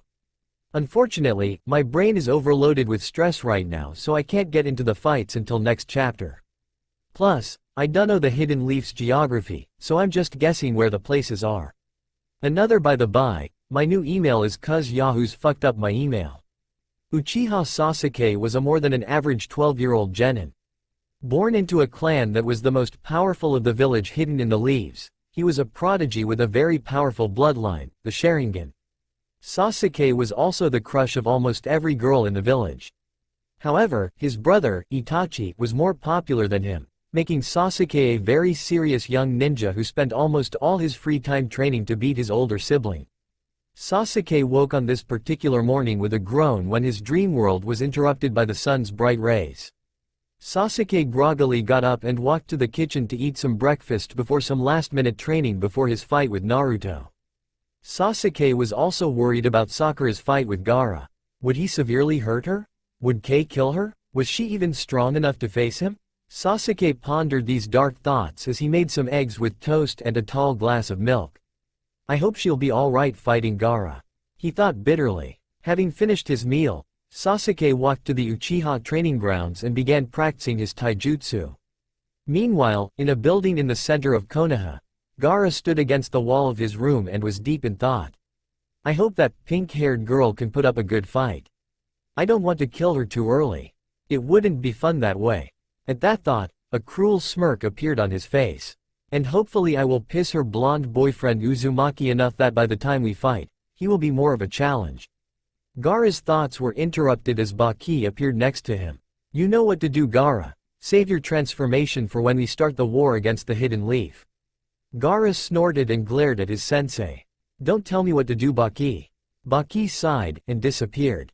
Gaara stared out the window towards the stage where the finals were held. Soon, mother. Soon you will enjoy the taste of blood, he said darkly. We now pan back to Sasuke, who was almost done practicing all the fire techniques he knew. Kaden. Gukakyu no Jutsu. He yelled as he put his hand around his mouth in an O shape and blew out a huge ball of fire and burned up some training logs. Switching to 10 wooden targets, Sasuke went through some seals before preparing for another jutsu. Kaden. Housinka no Jutsu. He shouted as he jumped into the air and blew 10 small fireballs at the targets, and burned them down. With that, he was finished. Now for weapon training, he thought as more targets appeared. Readying 4 kunai, he threw them at 4 targets, hitting each one in the middle. Next he switched the kunai with 6 shuriken and threw them at the other 6, and scored dead center each time. My weapon accuracy is good. I have more than enough of my clan's fire jutsu, plus a few I made myself. What now? Sasuke thought for a moment before realizing his chakra control needed work. Sasuke instantly remembered the tree climbing and water walking exercises Itachi showed him. Flashback to 3 years ago. Sasuke was age 9 when his then 12-year-old brother decided to teach him chakra control. Itachi walked to a tree. For your first exercise, little brother, I want you to climb this tree. Sasuke grinned and was about to use his hands when Itachi stopped him. You didn't let me finish. You can't use your hands to climb. Sasuke puzzled. Then how do I climb it? With my chakra. Itachi smirked. Correct. You see, Sasuke, the more chakra you have, the more difficult it is to control. For most shinobi, the tree climbing exercise is hard work but is effective for mastering your chakra. First thing you do is form the ram seal and concentrate your chakra into the bottoms of your feet. The chakra acts like glue and helps you stick to the tree. However, you must constantly concentrate on the flow of chakra between your feet and the tree. Let me show you an example and then I want to see you try it. Itachi formed the ram seal and concentrated for a moment before walking up the tree, deeply impressing Sasuke. The feet are the most difficult place to concentrate your chakra to, therefore making it one of the best exercises of chakra control. He tossed him a kunai. When you get to a point where you lose focus, use this to mark your place and try to get farther than that the next try. Now, you try. Sasuke grabbed the kunai and did exactly what his brother said, forming his hands into the ram seal and concentrating. Once he felt ready, Sasuke ran to the tree and ran up it. He got a few feet before his left foot sunk into the tree and he was forced to jump off, but not before he marked his place. Itachi grinned at his young sibling. Not bad for a first try, Otuto. Give it one more shot and we'll call it a day. I remember Mom saying she was making our favorite dinner tonight. Sasuke grinned at the thought of honey-soaked ham and concentrated again. Withdrawing from the ram seal, Sasuke ran at the tree again, this time making it a meter farther before he marked his spot again and jumped back down. Itachi smiled and congratulated him for a good first time, and the two brothers walked home. End flashback. Sasuke formed the ram seal, focused on the tree in front of him, and once he was ready, he ran up. After reaching the top, Sasuke ran back down and then up again, and down once more. Once he reached the ground, Sasuke backflipped away from the tree and nodded. Then walked to the stream underneath Team 7's bridge, all the while remembering his first experience with water walking. 1 week after first flashback. Once Sasuke got the tree climbing technique down, Itachi walked him down to a river. Itachi stopped in front and turned to face his Otuto. This is more challenging than the last chakra control exercise because of the fact that water moves. Therefore, you have a harder time maintaining your balance on the surface since it's always changing. Itachi formed the ram seal and stepped onto the water, and walked to the middle. Sasuke watched amazed. You try. Take everything you learned from the tree climbing exercise and try it. Sasuke nodded and closing his eyes, formed the ram seal. Once he was ready, Sasuke took his first step onto the water, and fell in. Itachi burst out laughing at his expense. Getting out, Sasuke glared at his Aniki and tried again, this time just making it to Itachi, before falling in with a surprised yelp. Sasuke gave an annoyed snort and swam back to try again. The third time was the charm as he successfully stayed on the surface for 3 minutes before depleting his chakra and dropping into the drink. Itachi burst out laughing as the younger sibling came up for air and glared at him. Itachi eventually decided to take Sasuke back home but not before claiming that their mother would hate to see Sasuke wet, and scorched him with a Kaiden jutsu, which not only dried Sasuke but also set his hair aflame. Itachi nearly passed out laughing as he watched his Otuto run around before dipping his head into the water. End flashback number 2. Sasuke winced as he grabbed his head. I hated it when he did that too, it ruined my hair. After a few more hair-burned memories, Sasuke walked to the river underneath the bridge where he and his team met up at each morning. Here, he practiced his water walking techniques. A few hours and about 20 mishaps later. Sasuke, where have you been? The finals start in 20 minutes. His mother, Uchiha Makoto, yelled. Sasuke looked up at her, his hair in his face and his clothes soaking wet, shrugged, and walked to his room to change. 5 minutes later, Sasuke came back down after hearing his mother's call. Sasuke, your friends Naruto and Sakura are here with a pretty young blonde girl. They want you to walk to the arena with them. Sasuke came down, and smirked at his best friend, who grinned back. As the four walked to the stadium, Sasuke was staring at Naruto. Naruto caught it and stared back. What? Sasuke grinned and shook his head. Nothing. Still trying to get used to you having 2 girlfriends now. Naruto grinned and rubbed the back of his head, while Sakura and Ino blushed.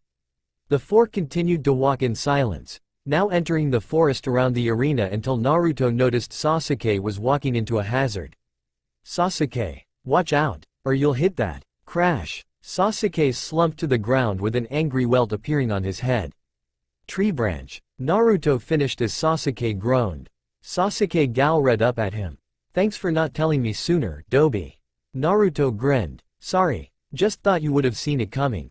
10 minutes passed, and the four realized they were now lost. Naruto growled. This bites. We found our way there yesterday.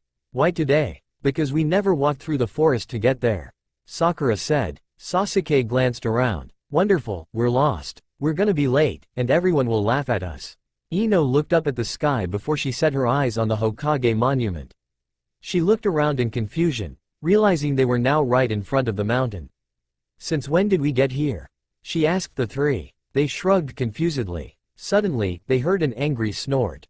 Paling, the four turned around and met eye to eye with a very angry bull. The bull dug its hoof into the ground and charged. Naruto and his companions turned and ran the other way screaming. Since when have ninjas been chased by bulls? Ino yelled. Naruto gulped. No idea. Just keep running. Sasuke sighed. It saw the red. Everyone looked at him confused. The slightest sight of the color red pisses a bull off so much that they will charge you. It saw the red spiral on Naruto's back, the red part of my clan's symbol on my shirt, Sakura's red dress, and decided to chase us. Ino was simply at the wrong place at the wrong time. The three others looked ahead and nodded, still scared to death. As the four ran, they saw the battle arena a few ways ahead. Then they heard an announcement. Will Sabaku no Gaara and Haruno Sakura report to the arena for match 1 of the semifinals? Sakura growled. I'm hurrying as fast as I can. Naruto tried to calm his girlfriend down. As the four reached the village area where the arena was, they felt the ground move and dared to look. Behind them were at least 30 more very angry bulls charging full speed. Naruto thought of an idea. He put his hands into a cross. Kage Bunshin no Jutsu. 2 clones appeared and took Sasuke and Ino and flung them onto their shoulders.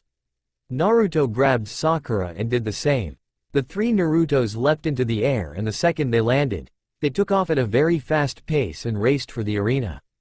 3 seconds passed as Naruto and his clones left the angry bulls behind and blazed into the arena, shocking everyone there as Naruto skidded to a stop. Right in front of Gaara, who glared at him.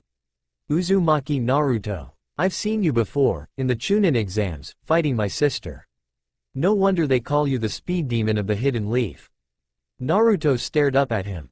I've seen you too, using your sand to defeat that Teme, Neji. Unfortunately, I'm not the one fighting you, Sakura-chan is. Gaara smirked cruelly. Mother will love to taste her blood. Just make sure you defeat the Uchiha or else. His smirk turned into an insane one. I will kill your girlfriend. Sakura got off Naruto's back and pecked him on the cheek. Thanks Naruto-kun. I'll handle everything here, being this is my match. Naruto nodded as he and Sasuke walked to the waiting box while Ino walked to the stands and sat beside Choji. Hayate raised his hand. The first match, Haruno Sakura against Sabaku no Gaara, begins, now. His hand came down and the fight began. That's all for now. If you enjoy, then please like, share and do comments.